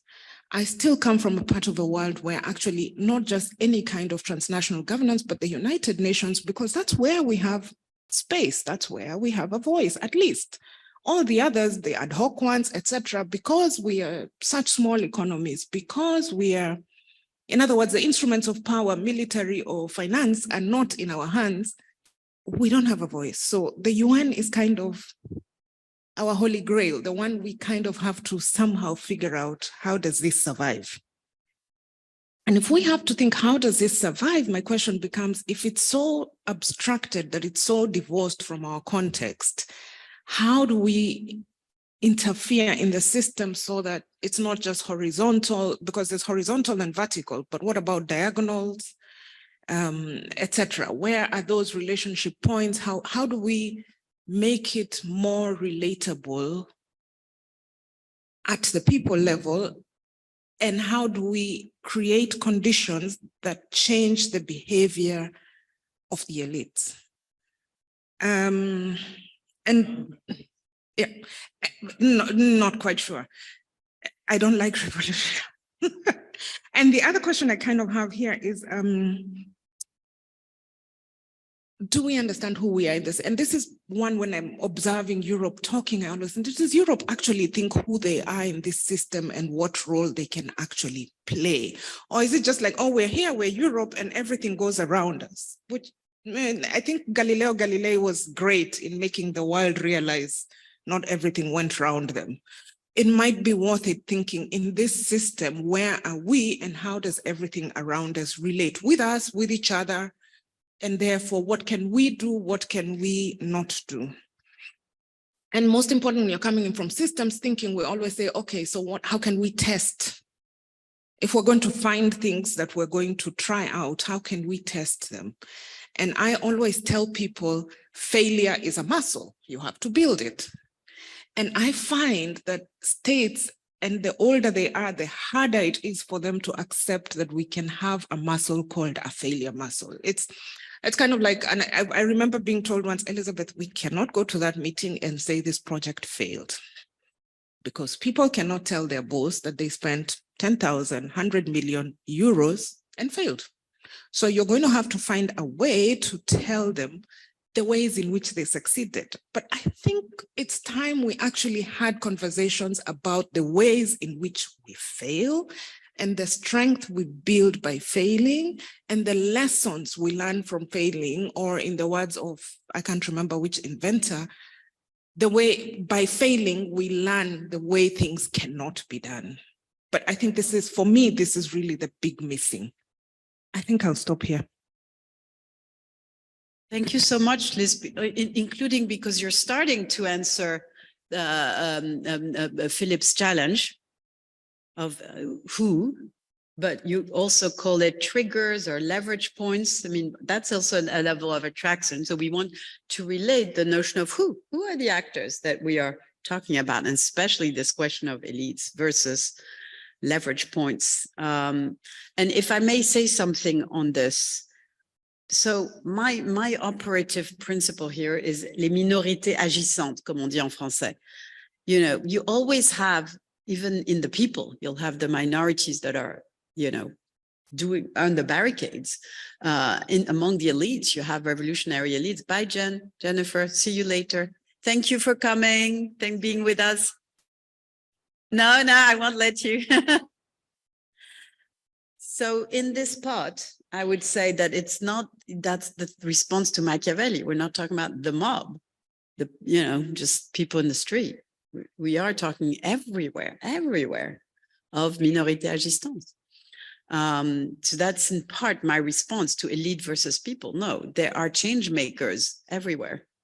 And the question is, how do they connect? But that's, much more to say about this. So we have Philip, we have Liz, we have John Eric. You want to jump back in and respond now. Now you have both Philip and Liz. So there's much to say. Thanks very much. Yes. Let me start by saying that in terms of democratic resilience, I think it has to also do with mentality. So I'll start with that, and I'll try to catch up on the other aspects. And my particular obsession is with federalism. And I think the key to democratic resilience at the end of the day is federalism. And I'm not talking now, even if I am a devout institutionalist, I'm not now talking about specific institutions. I'm talking about the federal spirit. I'm talking about the mentality of federalism as a way of life, and as a set of ideas that have been subverted by nationalism in many of the existing federations, where the key code of federalism is the ability and the willingness to have shared rule combined with self-rule, and therefore always to have to accept an ambiguity of the community, and therefore to always live with multiple identities and try to navigate those identities as a way of life. I think that type of tension is fundamental, and it is also anti-oppressive in a sense, because it always provides you with the possibility of recourse. There is a kind of reflexivity. There's not a revolutionary spirit of Philip, but there certainly is a reflexivity and a critical element and a dynamic element inside the federal mentality that I think is productive. Of course, you have seen this being warped in many places, but that's also because of the very the Bodinian notion of the nation, and the combination of a kind of ethnic, or not even necessarily ethnic, but nationalism and sovereignty, and the ability to use the state, which is such a powerful instrument, and the temptation that lies in nationalism, which is very malleable. I mean, this is also its strength, but also to use it to propagate particular understandings of the community and to foster very distinct understandings of community and identity and so forth. And that's based on a script of exclusionarity. And I think federalism is the best antidote, with a dash of cosmopolitanism. But cosmopolitanism is not grounded in the sense of community, and it cannot stand alone in terms of developing a kind of community sentiment. So therefore, you need something more substantial. And I think that the federal mentality in this is, to me, the best way of doing so. So this is an attempt to say something about the combination between bottom up and top down, and to say that if you can design a system that can try to respond with multiplicity, then it will be more difficult to develop a kind of unitary elite in the first place, because the elite will itself be representative of several types of entities that negotiate among themselves, and that would still also be owned by the people. But I think this is also a system that has to have a significant element of representation built into it.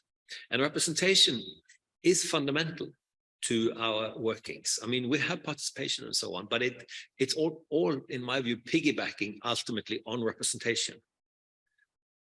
And there is something, it's not only an elected aristocracy, as Bernard Manin said about representation.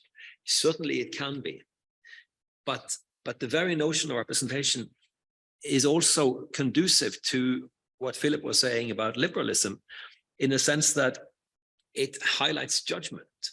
There is a gap, as Nadia Binati says, there's a gap between the opinion formation and decision making. And that gap is where one reflects on what are the best solutions. Those must be inclusive. They must also have a significant element of participation, but that gap should not be lost. And if modern technologies, Marina brought up the idea of AI, if these are also reducing the scope of that type of gap, then I think we are in dangerous areas, because people also are economical in their lives. They don't necessarily want to participate in everything. They also want to offload decisions and so on, but they must be directly involved in the fundamental decisions. And we need to have systems that can siphon out, as also Elizabeth was saying about understanding the system. What are the real issues? When do we need to be involved in making decisions? Because they are crucial for us. And I don't think we are seeing that now. I think there is a fog out there. So people don't understand, when do we really need to put our foot down? Because this and this is at stake. I mean, the complexity of things and so on is making that difficult. But I mean, I think that's an essential element of leadership, to make clear to communities what is at stake and when people must act. When do you need to put your foot down? And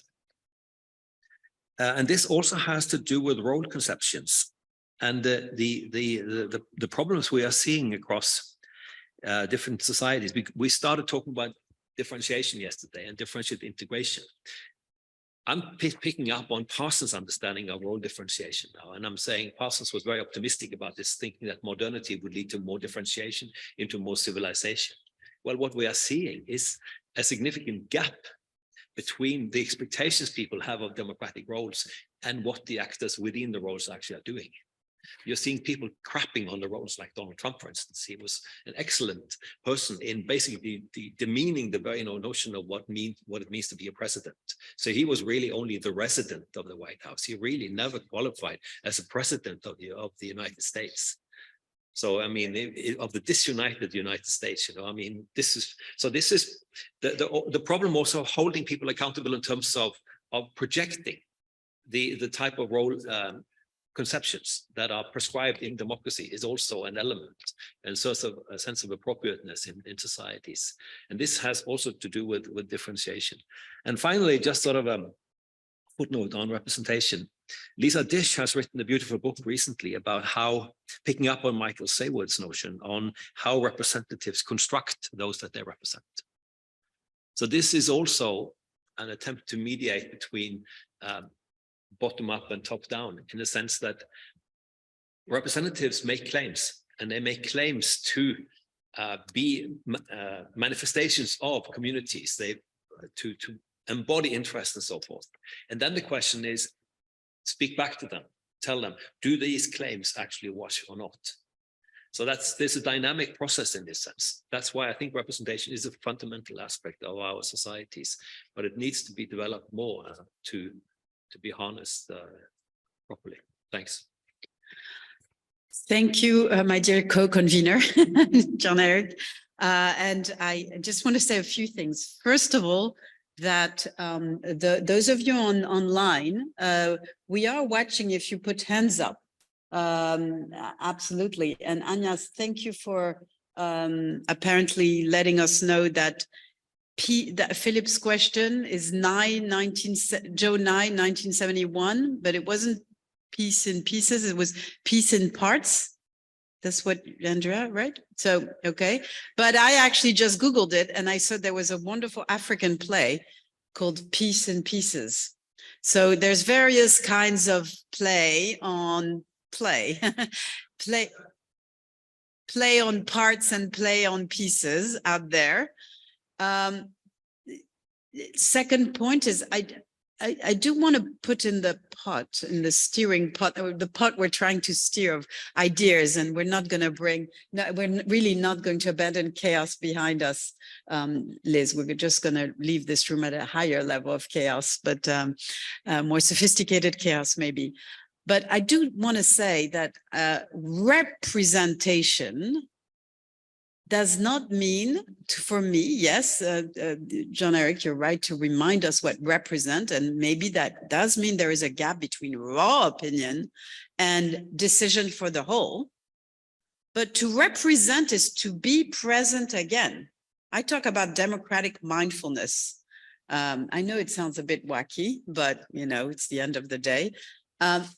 When I speak about citizen power, it's that for the citizens to be present again in the polity, in the collective, to own the quality, right?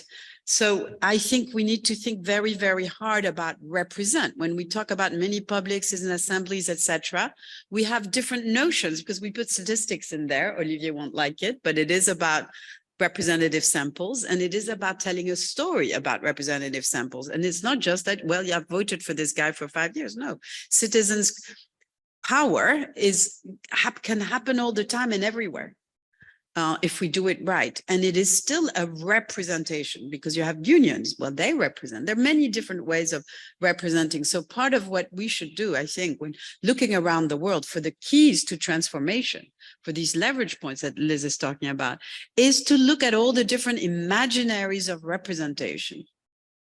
You know, where do we find them?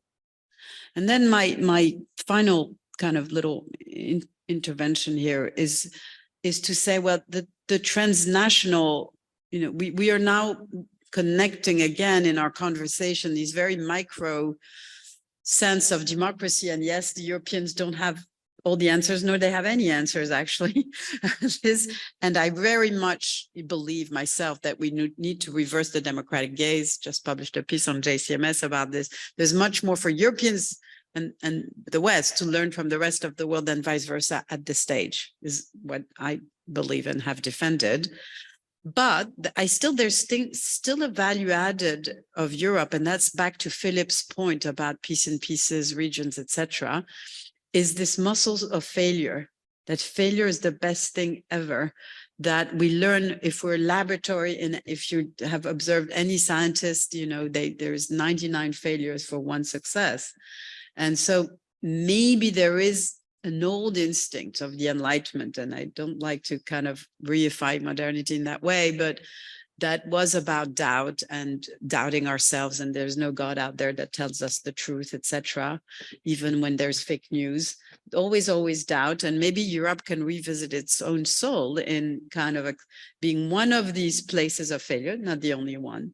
And probably that's what the regions, the piece in pieces that Philip was, you know, coming back to, you know, where we can think about how do we combine our failures to learn from them, from each other's failure, and how can we let other people around the world comment on our failures? It's not just, so there's a self-reflectivity, as I think John Eric was, or Philip, you know, but then there is also letting each other comment on our failure. And that's where my minorité agissante come back, connecting across borders, because, you know, can we have a conversation with, I mean, the amazing, you know, vivid civil society. I mean, in Africa these days, the last 3 years, I mean, tell me about, like, I'm discovering Africa much better now because we have this amazing program, Young African program. And I hope we can hear, you know, that if you're still online, if you can also, you know, jump in, but so much to learn, so many conversations across, not just belonging to the world of diplomacy, but trans democracy. all of these conversations to be had and have been captured. Right, so let's open up for our last half hour to others who will jump in. And Pavel, I'm also looking at you. Again, I'm looking at the screen too, if anyone wants to, come back in to talk about these keys. So Pavel. One point, I collected a lot of positive feedback in the previous session, so I hope I will not destroy all the positive image. But I must say that when I started working on this European sentiment analysis and the temptations that European elites are facing, one of the first frames that I adopted to the topic was to look at to assume that there is a culture war between Europe and Russia. I, for the moment, put this aside because I realized that it's a strong framing. There are many connotations to culture war that are misleading in this context. But that frame was sometimes useful in pointing out to some issues. And one of those was that there is a contrast between Europe and Russia in the sense that the Russian regime has largely destroyed the civil society and not given a proper space to it, whereas European strength actually, if there is a confrontation, is largely about a strong civil society, and therefore that pointed me to the risks that European states and institutions are taking when they are taking decisions that crowd out the civil society or protect paternalistically, protectionistically, do not allow citizens and the civil society to deal with the various trade-offs and controversies. So I wanted to just mention that what that frame of there being a culture contrast between if not culture war between Russia and Europe pointed me towards was that big difference where Europe perhaps underestimate the strength that it has in having the civil society and underestimating also the risks of taking decisions, such as when it comes to the media ban or collective attributing collective responsibility to Russians or restricting Russian culture, in how that could actually undermine also the strength of the European civil society, which could then get confused about actually what are we standing for.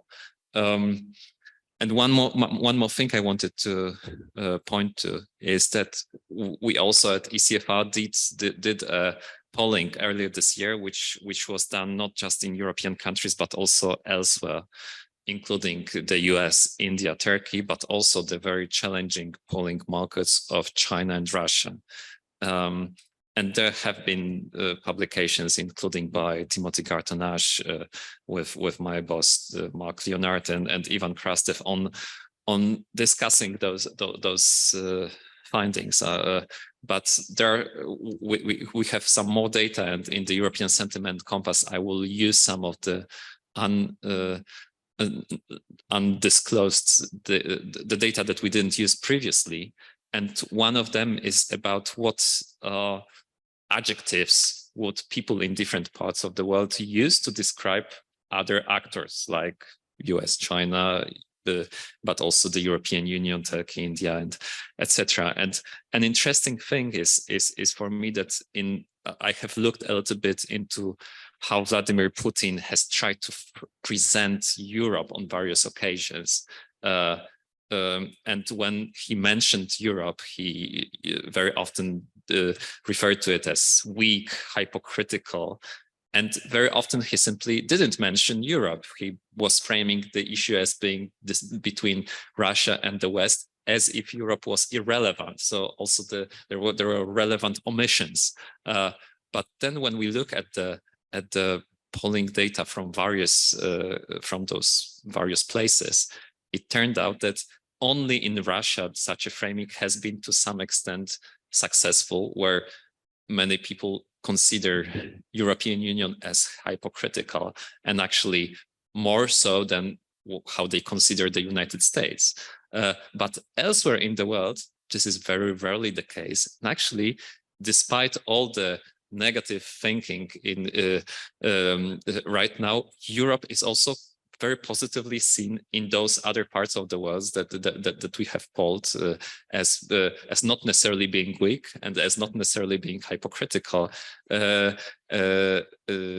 etc. So it was for me revealing, because it was clashing with a stereotype where we are in that very negative outlook of, wow, we have lost the world is not trusting us, and we are perceived as weak, hypocritical, and declining. And actually, that's the end of the story.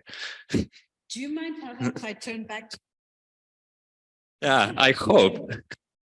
It was provocative. The rest of the world, which of course, that's such a shorthand that we don't. Sorry. But no, but hey, we can't just always list, all the countries that we're kind of interested in. And of course, that is, this declining Europe is a material fact, but how is it perceived? And, the fact of material decline, does it mean that, we are perceived as weak, hypocritical, etc. And so Liz, please let us know how you react to this bit of the story, and whether it is true that Europe should act on its strength of civil society power. Is that also something that's perceived? But so you have bits and pieces here. Okay. I think Vladimir Putin is very smart to chase this narrative, because this narrative opens up old wounds. And I was at a conference, an Africa conference last week, and somebody said, we do not understand how they sent France, who is to come and tell us about the problems of the Ukrainian war. Send us Latvia. Send us somebody from Eastern Europe who did not have a colony with us and does not have a painful past with us. We will resonate with the story. If you send us the guy who did some strange things in our continent to tell us about this, we remember what he did. And there is the gap, I think, that Europe really needs to think about, that there's a painful history. It goes back from mercantilism, slave trade, colonialism, neo-colonialism, as it's now called, and there's something that needs to be addressed there. And perhaps our interlocutors with Europe need to be the ones that do not have so close an association. Related to which, Europe really needs to think about what is the voice. Yesterday, Calypso said our voice at other tables. And I was thinking, what is the voice that Europe brings to these tables? Because if you sit in my part of the world, sometimes Europe brings two different voices, the European Union voice and your former colonial master's voice. And sometimes they're not the same voice. Many times they're in disagreement because, I don't know, they're trying to protect their interests, their former trade deals, their So in the process, we want you to do business with the European Union, but we also want to remain your preferential. If you're from a French country, please stay in the Francafrique. This is really another problematic area. On the positive side, I would say Africa and Europe have a lot of things in common. And Europe really needs to start selling that narrative. I think we're the only two continents with unions, so African Union, European Union. We're in the same time zone. We've had a relationship over 400 years. As a side effect of colonialism, we have similar infrastructure, similar languages, similar cultures. We make fun sometimes that we are brought up to be the best version of Europeans that our parents can afford to invest in. And I think on this, there are similarities, and there are bases for conversation, but this conversation needs to be held in a way that the power dynamics are recognized. I don't want to say that they don't exist. The way it's very hard to remove power dynamics, but recognize that they exist, that there's a power dynamic, that it's an asymmetrical conversation, and that therefore, if we're going to have this dialogue, we need to try and understand how to neutralize the power dynamics and how to deal with the complexities that come with the history. And here again, I think Europe is really strong in the sense that, as I said, I came, I read, I got educated, I went to Vienna, I looked at the Habsburgs, and I thought, these guys actually know how to deal with complexity in a level that I can't even begin to deal with. So bring that skill of dealing with those kinds of complexities where we have bad history, but we still have to do some business together to the table, instead of because the current dynamic is very much, we call it the 3 Ps: paternalism, patronism, pacification. And paternalism, patronism, pacification. Yes, yes. So we need a change in that dynamic. That would be kind of what I would say from the other countries' perspective, speaking from Africa, and with the recognition that I, for one, come from the One Africa, not MENA and Sub-Saharan Africa school of thought. Yeah.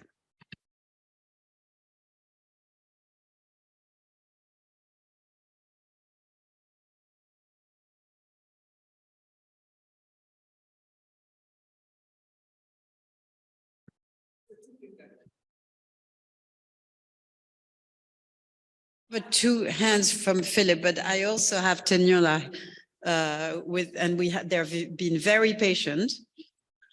Okay, so I'm going to take Teniola first, then the 2 hands of John Eric, and then the 2 Philips.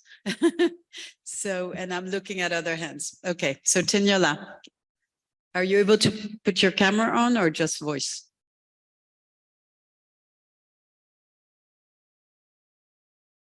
Teniola, yeah. Can you hear us?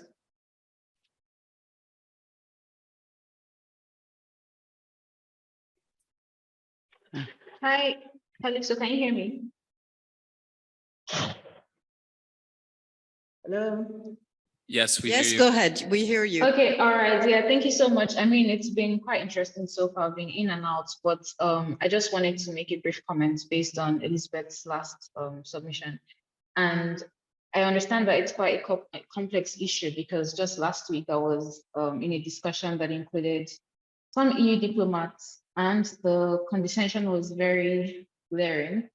And I understand that trying to manage the request of African policymakers and trying to really reconcile it with sometimes the perception or the reputation that the EU is giving in Africa by African public. So you have 2 realities here: the reality of the interactions and engagements with the African, usually heads of states or government.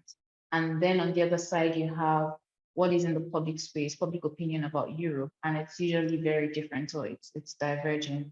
So it's part of the complexity where on one side, you're sort of distraught at what's happening with the heads of state, but on the other side, you don't want to come off as being really condescending and arrogant towards African publics, because at the end of the day, when it comes to where I come from in the world, it's more about the publics than the heads of state. So just managing that complexity, I think it's an interesting challenge even going forward in the world. I read just some days ago about the proposal to tie trade preferences to things like migration, and really asking the question of, moves towards that kind of direction. What potential does it really hold for the future of relations, given the change in global order and everything that's happening? So just a brief comment on that, but thank you so much for the conversation so far. Sorry, Teniola, thank you so much for this very important input and the distinction between the diplomatic and the publics. And you're saying that, well, the intersection is that if these kinds of agreement, if I'm understanding you correctly, and just to make sure that we understand what you're getting at here. So this whole question of telling states that are sources of migration to Europe that Europe is so scared of.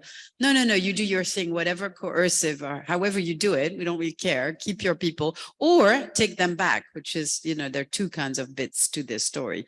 But also we're going to send them not just to Rwanda, but you have to take the people back. And to me, that's a very bad evolution of EU policy. So Tinyola, are you saying that this kind of move from Europe is the kind of move that alienates, not just governments, but very much publics, people? And if so, what is to be done about this whole question of migration? Because migration is the way in which societies connect. I mean, for me, it's a good thing, but can you just elaborate a tiny bit on your point? Yes, I mean, migration is definitely a concern, and it's there's no doubt about it. We can't deny the challenges that is being faced. It's not just in Europe; it's also happening within Africa. Even just within Africa, we do not have free movement. There's a resistance towards that. But I think that that's where trying to manage the complexity really lies, because there is a problem, yes. But how do you confront the problem in a way that is respectful, in a way that doesn't seem like you're trying to put a bag over people's eyes? How do you really confront it directly? Because when you confront things directly, that's when the message of equal partnership is better delivered. And again, it's on two levels, because some of these discussions might be happening at the level of the diplomats. But when it comes to the EU, in Africa, and some of the things that are happening maybe with France, we know that there's some power with the people. So with African publics, this has even been leveraged by some African leaders against China, where they try to get the public against a particular decision and use it to negotiate something else. So I think that I have my own personal opinion about this, right? So the migration issue, I think that it's good to be more honest and direct about it. Whenever I mention it in spaces, I see some shrinking, away from the topic, but you can't ignore the elephants in the room, but I do not generally agree with the move to tie migration to trade preferences, because I don't think that it's the most advantageous thing to do in light of the changing world. Things are already changing. Now you have different partners competing for influence, and doing something like this, which is, really going back to the stereotypic images that people have of Western partners, I think harms the future of these relations versus improves it. But again, I think that's, a more direct, conversation, laying out the data, laying out the facts, acknowledging that it's happening on different levels. So you have the pushback against irregular migration, but you also have a very active and proactive attracting of high-skilled talent from Africa. So acknowledging both realities and even seeing how to, reconcile the two. So if you do want to attract the higher skilled talent, and this is happening at a very high rate at the moment, then what does that mean for, people that actually need to migrate because of the circumstances that they find themselves in? How do you really make sure that you're not really shifting the balances too much in one direction? So I have some thoughts on this here and there. I think maybe I'll do some writing on this, but I just think that first of all, a more honest conversation. Let's stop pretending that migration is really at the core of Europe and Africa relations in the different ways that it manifests, and then have the conversation at many different levels with the heads of states. You have the regional communities, but also with African publics in the ways that are possible. Thank you, Tinyola. And people partnership has to be based on honesty, and including about brain drain, which is from Africa to Europe, which is a form of neocolonialism too. And it's another form of extraction, extractive capitalism, as far as I'm concerned. But in any case, this being said, I know that John Eric has a two-hander, and then Philip Schmitter and Philip Van Paris have hands up, and I'm looking for other hands as we conclude our roundtable. Thanks. I wanted to pick up on what Elizabeth was saying in terms of Europe, its faces, because, and I want to introduce the notion of trust, which I think we need to when we're talking about resilience. And it's interesting you mentioned France, you know, because of course France has a history of relatively high level of distrust of the leaders. Well, there are states in Europe where there is surprising high trust in the political establishment, basically. So the Scandinavian countries are actually have very surprisingly high trust in political leaders. So there are significant variations in Europe on this. So I think some of these factors that generate this in terms of having small differences between leaders and led, for instance, and so on, are important. But I mean, the broader issue also comes into the social justice aspect. That's another aspect. And I think the European social model is something that we really need to put on the map when we are talking about democratic resilience. I think it's fundamental. I think it's Europe's most important export. There are catches and ironies in this, because what you see in these Scandinavian countries with high levels of trust is also that they have become container societies. So they are they have very high levels of welfare and so on, but they are very cagey about sharing and also including other people. Denmark is the best example of this, being extremely hostile to especially migrants and so on. So I mean, there might be important questions in terms of what kind of social welfare model do you develop to make sure that you can have the necessary solidarity and also develop kind of trust relations. And also the other challenge for Europe, and this is where Africa comes in, is to be inclusive somehow. I mean, we're talking about very large numbers of people, and not everybody necessarily needs to move to Africa, but at least in protecting our model, we have to be looking at the world outside us and also to see how can we foster and help develop.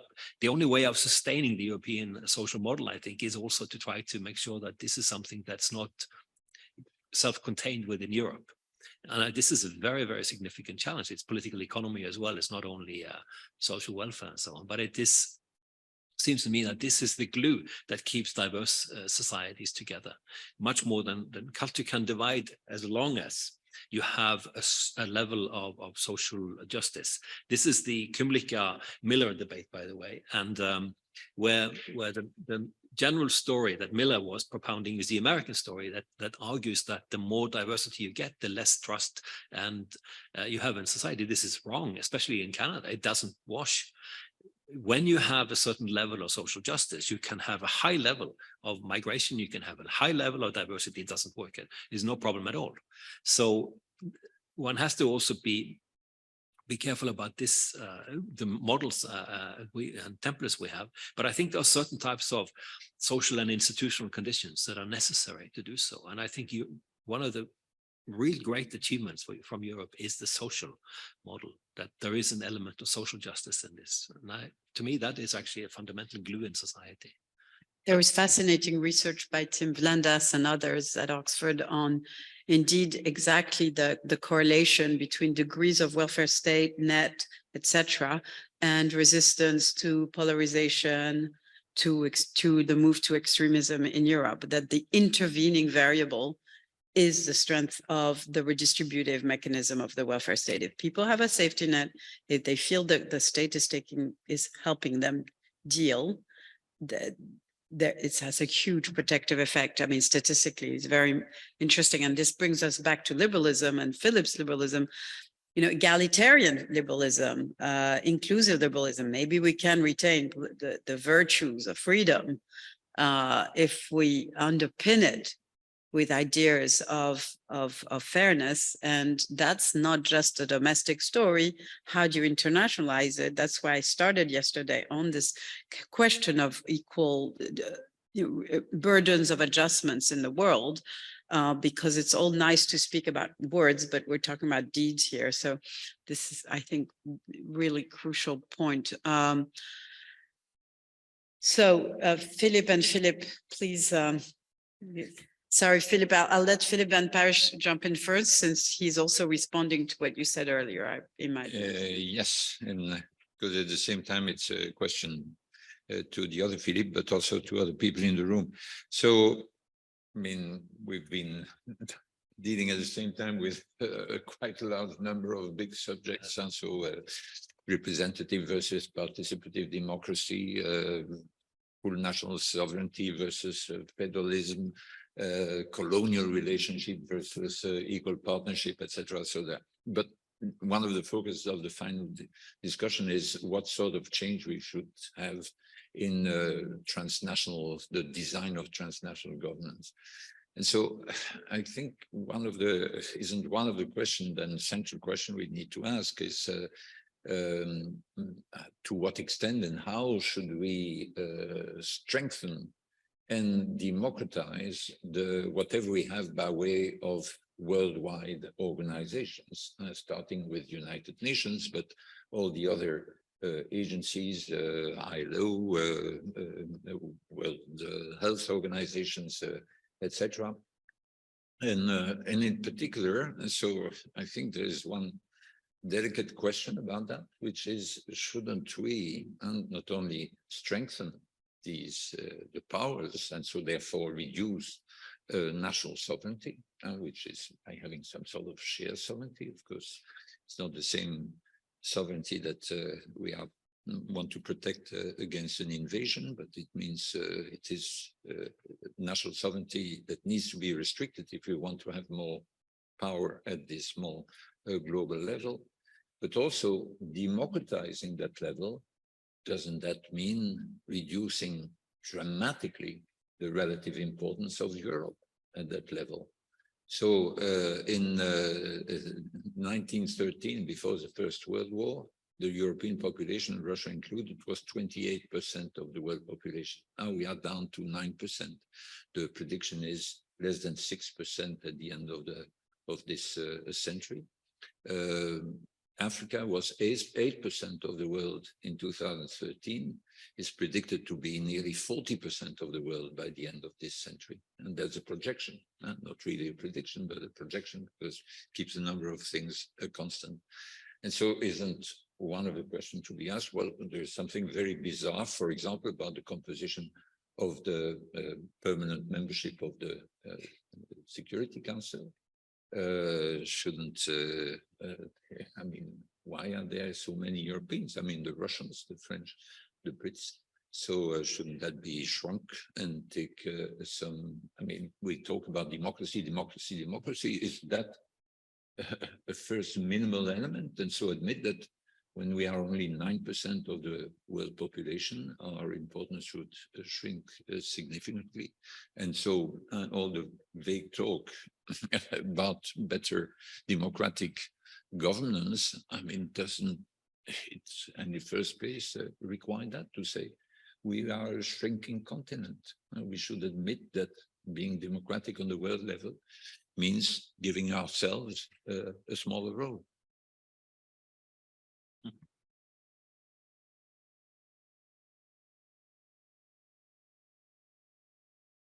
You did to the whole structural of UN and indeed who's at the top table as opposed to who sits in each other's table. And in a way that defines the kind of power atmospherics of the world. So we can't finish this conversation without bringing it back in. Now, thank you, Philip. Bye. Oh, sorry, I didn't see your pen. Thomas. Maybe because it's a pencil, not a pen.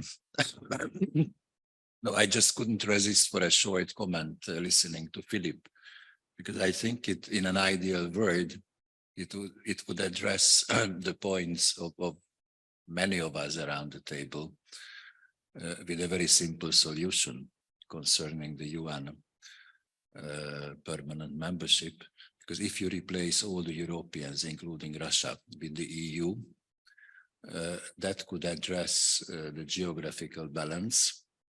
That could also address the federalist vision that Jean-Eric put on the table, and a lot of other concerns. So it's not a very realistic option, but I think in an ideal world, that would be the best solution. Just as an utopia, I thought maybe I could share this. Indeed, Marina. Yeah, this is fascinating discussion. 2 points. One on top, bottom up. So Philip's challenge. And also Elizabeth mentioned systems. So my way of thinking about it, and here I link to AI again, it's more for me how it's evolving is it's more about networks and multiple identities. And I do think something is changing when it comes to multiple identities because we have more power to influence the discourse also bottom up through social media. So there is a lot of problem, of course, with AI and algorithms, but the voice can be amplified for better or worse. So multiple identities, I see it also as a route towards the future, how we can change the power distribution. Just a little observation of my students, how they save files. I save files in folders because I like representation, I like order. I can see more and more younger generation, they also think in terms of networks. So they don't save files in folders, they just save them all together in one list. And they seem to be able to operate all these multiple things at the same time. So they don't have the same idea of an organizing principle. So perhaps it can be translated to where we're going with the systems and a bit more quantum distribution of power. And then the second question is how, which is Calypso's question regarding transformation. This is also something very close to my heart. It's how do we change elites, or how do we change incentives in general? So India, for example, for the G20 that's going to be in India, I think next time, they are holding parallel meetings of spiritual leaders. They are less advertised, but the idea is to bring spiritual leaders from different traditions and to meet on the side and possibly to meet with leaders of states. So that's one way to change the incentives. Perhaps it's a bit aspirational, but that's an idea. And more generally, I'm thinking about a butterfly, how a butterfly emerges from a caterpillar. It goes through the cocooning process where it destroys itself in a way. There is this self-reflection. So I think that's the key in terms of a bigger question. So Russian rhetoric about double standards is very powerful because there is something to see when it comes to lack of self-reflection. It's just definitely a lot of positive things come out of, for instance, the EU space, but there are also, it's sometimes self-congratulatory. It's like, oh, we're doing so well. Yes. But then there are spaces where there is no mirror being held. And then in these spaces comes propaganda, criticism, and so on. So perhaps that's another point that I wanted to make. Thank you. Thank you, Marina, and also for coming back full circle from yesterday, because we did promise you. So Jen, I think it was Jean-Eric who promised you. I'm not guilty, just a joke, that I would come back to AI. I mean, I was just in Israel and part of the protests in my own little way. And with all these debates that they were having on, and of course, a very technological country, as we know. And I found it, fascinating that, of course, they, like everyone else, they have this big discussion on how technology will change democracy, and whether AI can not just be this big brother, scary stuff up there, but help us flatten democracy. Because right now with technology, platforms are plutocracies, money or aristocracies or monopolies of power, but we can invent technologies that help us connect bottom up. It's a whole big discussion we're having with people who do technology, which is really fascinating. And your point about the young people's folder speaks to me, because last year, as some of you may remember, I gave the keynote speech for EUI, where the question was, is the EU fit for the next generation? And when I said, of course it's not, and you need to give power to the next generation, I invoked the same kind of look and feel of the next generation, including in their capacity, all these multiple folders, I see them having 4 or 5 conversations at the same time on their digital media. I mean, starting with my daughter, but my students, etc. And they can kind of, multitask. So they're the masters of multilateralism. So when you have the elites, Philip Schmitter's elites who are like, they're going to do, well, maybe the incentives is that they can see what the young non-elites can do, because the young have to wait for 20 or 30 years to be in power. They're the masters of multilateralism. That was my provocative take, Philip. So maybe a contrary take to you. And last point in commenting on Marina, the whole India spiritual leaders, transformation, what we're really interested in right now with what's happening in the EU is really an anthropology of resistance to change, and the few in the bureaucracies, back to disaggregating the state, who have this agenda and how they can be empowered by civil society. So what matters is not just to locate agents for change, but ask, what is the connection? We are building very new kinds of alliances, which I think are very fascinating. But Philip, you've been very patient here. So tell us what your commentaries on the commentaries you also heard. Okay, well, I first would like to thank Elizabeth for bringing Niccolo, our neighbor, former neighbor, into the discussion. He famously lamented that he was condemned to live in female times.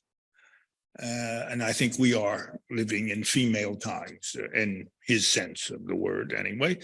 That is to say, a crisis in which people are no longer behaving according to predictable rules or predictable expectations. So, and that brings me to basically what I've been trying to do in these papers, and is respond to, Niccolo's solution, which was, he called it virtù. And Niccolo had no confidence that somehow these changes would come from below. You needed a leader who could understand and then manipulate or use those pressures coming from below, but to understand them meant that you had to change the behavior of elites, and he called this virtù. So I call that to your attention. That's sort of what I've been trying to do. Now, on the systems theory thing, which I think is also interesting, one of the first things you ask about systems theory is whether or not it has, quote, contradictions, and whether those contradictions are internal or endogenous or exogenous. In my particular presentation, I stressed the endogenous contradictions posed by finance capital and the change in the basic nature of the units of decision-making. And of course, behind both of those, the changes in technology that make this possible. But there are exogenous contradictions emerging. The most obvious, if you're really wildly optimistic, you could think of the Ukrainian war as a good war. That is to say, the kind of disruption of the system which would lead to some very fundamental changes in elite behavior, especially. I don't think this is likely, but it hasn't ended, and it doesn't seem to have a foreseeable end anyway. So I doubt that the Ukrainian war will be this deus ex machina, which will somehow encourage new behaviors on the part of elites. Migration is another external contradiction, and that certainly has potentiality. And especially since finance capitalism is unusually subject to cyclical behaviors, and we came within inches, I think, 2 or 3 times, and not reason to a world level depression as a result of financial contradictions. And that there's the other possible external factor. So that's just 2 footnotes. One is I really do not think that the literature on federalism is any help whatsoever. I think it goes in exactly the wrong direction. And that is why I have encouraged you to think and look at the literature on consociationalism, which is very, very different from the point of view of basic assumptions about the kinds of societies that are being brought together to. So as I said, I encourage you to do this. And then there's this fascinating issue of multiple identities. Just as again, as a footnote, I don't know if you've yet met Ulrike Liebert. She wrote her dissertation on that subject and on its influence. And I think there's someone local that I'm sorry that she's not here. I understand that she's ill at the moment, right? Isn't that true? But She's been quite ill, and okay, we but will anyway, tell her I that encourage she you. was invoked. In fact, her presence was very with us today because she is a very Glad dear to hear friend that, and but collaborator. she has been particularly concerned with this. And I think that's a very important, shall we say, addition, because most of our understandings of so-called interests and identities assume a kind of singularity, that is that the people involved have a dominant interest and a dominant identity, and that provides the basis for their collective behavior or understanding their collective behavior. And I think the notion of multiple identities, and in many cases now, especially with these changes in the nature of capitalism, the kind of lack of clarity of class structure. So you can also think of multiple identities in class when so many people are in the quote service class, if I can think of it in those terms, who have very ambiguous positions with regard to authority. So the clear separation, which we've assumed in the past anyway, between property owners and workers, et cetera, all of that now has become much more confused as people are both simultaneously employers and employees, or et cetera. So multiple identities is not just a matter of multiple ethnic or even religious or whatever it is. It's also embedded in changes in the class structure of contemporary capitalism, which makes one of the reasons, of course, why class-based associations have declined so much in their role in politics. So thank you. Much, Philip. I'm going to give the last word, obviously, to my co-convener, John and Eric. If you give me 20 seconds simply to pick up on dear Nicolo, we live in female time. And I feel that because, yes, I mean, he is also my great hero as a radical Democrat. And whether how he thought of women in this context is a big question mark. Maybe Liz has some insights on this. But I just want to say, if we feel that female tie just means unpredictable as fickle and unthinking, you know, that kind of neo-medieval way of thinking about female, I think we need to put a point in without being politically correct, but just put it there. And now, if by female we need creative, out of the box, caring, and all of that, then I'm very happy. Nicolo's meeting, he had rather, shall we say, jaundiced view of women. So. Right. Okay. So I prefer to keep the female time for creative, out of the box, caring, a new feminist international relations, which we've worked a lot on in Oxford. That is my female time. So I just wanted to put this on the table as we leave each other, indeed. And in thanking you from me, you know, this has been really, really, really fun and great. And John Eric, to Yeah, I'll start with a footnote to the footnote. Eternal regress. Philip, federalism.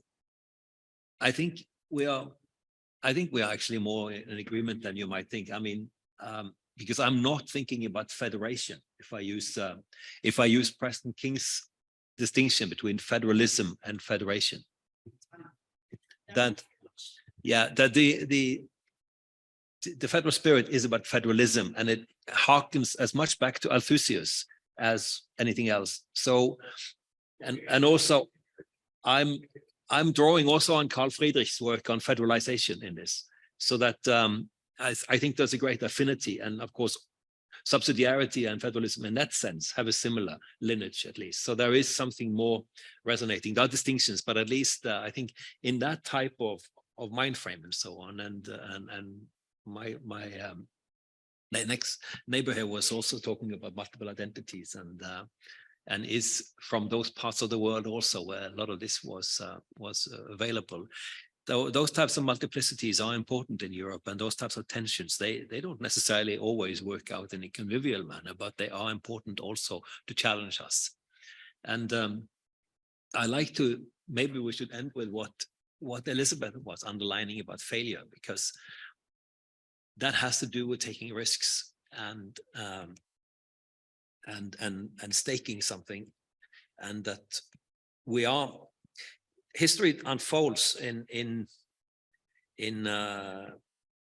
different dynamics. I mean, you could use Braudel's understanding of the longue durée, cycles, and then moments, and try to find out exactly how these fit together. But it's quite clear that there are long periods of relative stasis where you have relatively long incremental changes. But now we are not in that stage. We are obviously in a situation where there's much more afoot and change. So I think a very important question for us is to develop a good sorting mechanism of trying to clarify what are the more stable elements and what are the more dynamic elements. And that also goes down to our own vocabulary. So the whole thinking about democratic resilience must come also down to a reflection on the categories and analytical categories we have, theoretical frameworks we have, the way we actually construct the world, as well as looking at the tangibles and hold up. So this is quite a gargantuan exercise, and it requires collaboration. It requires interaction, and it requires an ongoing challenge, and also to deal with positions that we don't necessarily agree with or endorse and engage with in a serious manner. And I think that there is a scope for intellectuals to do that.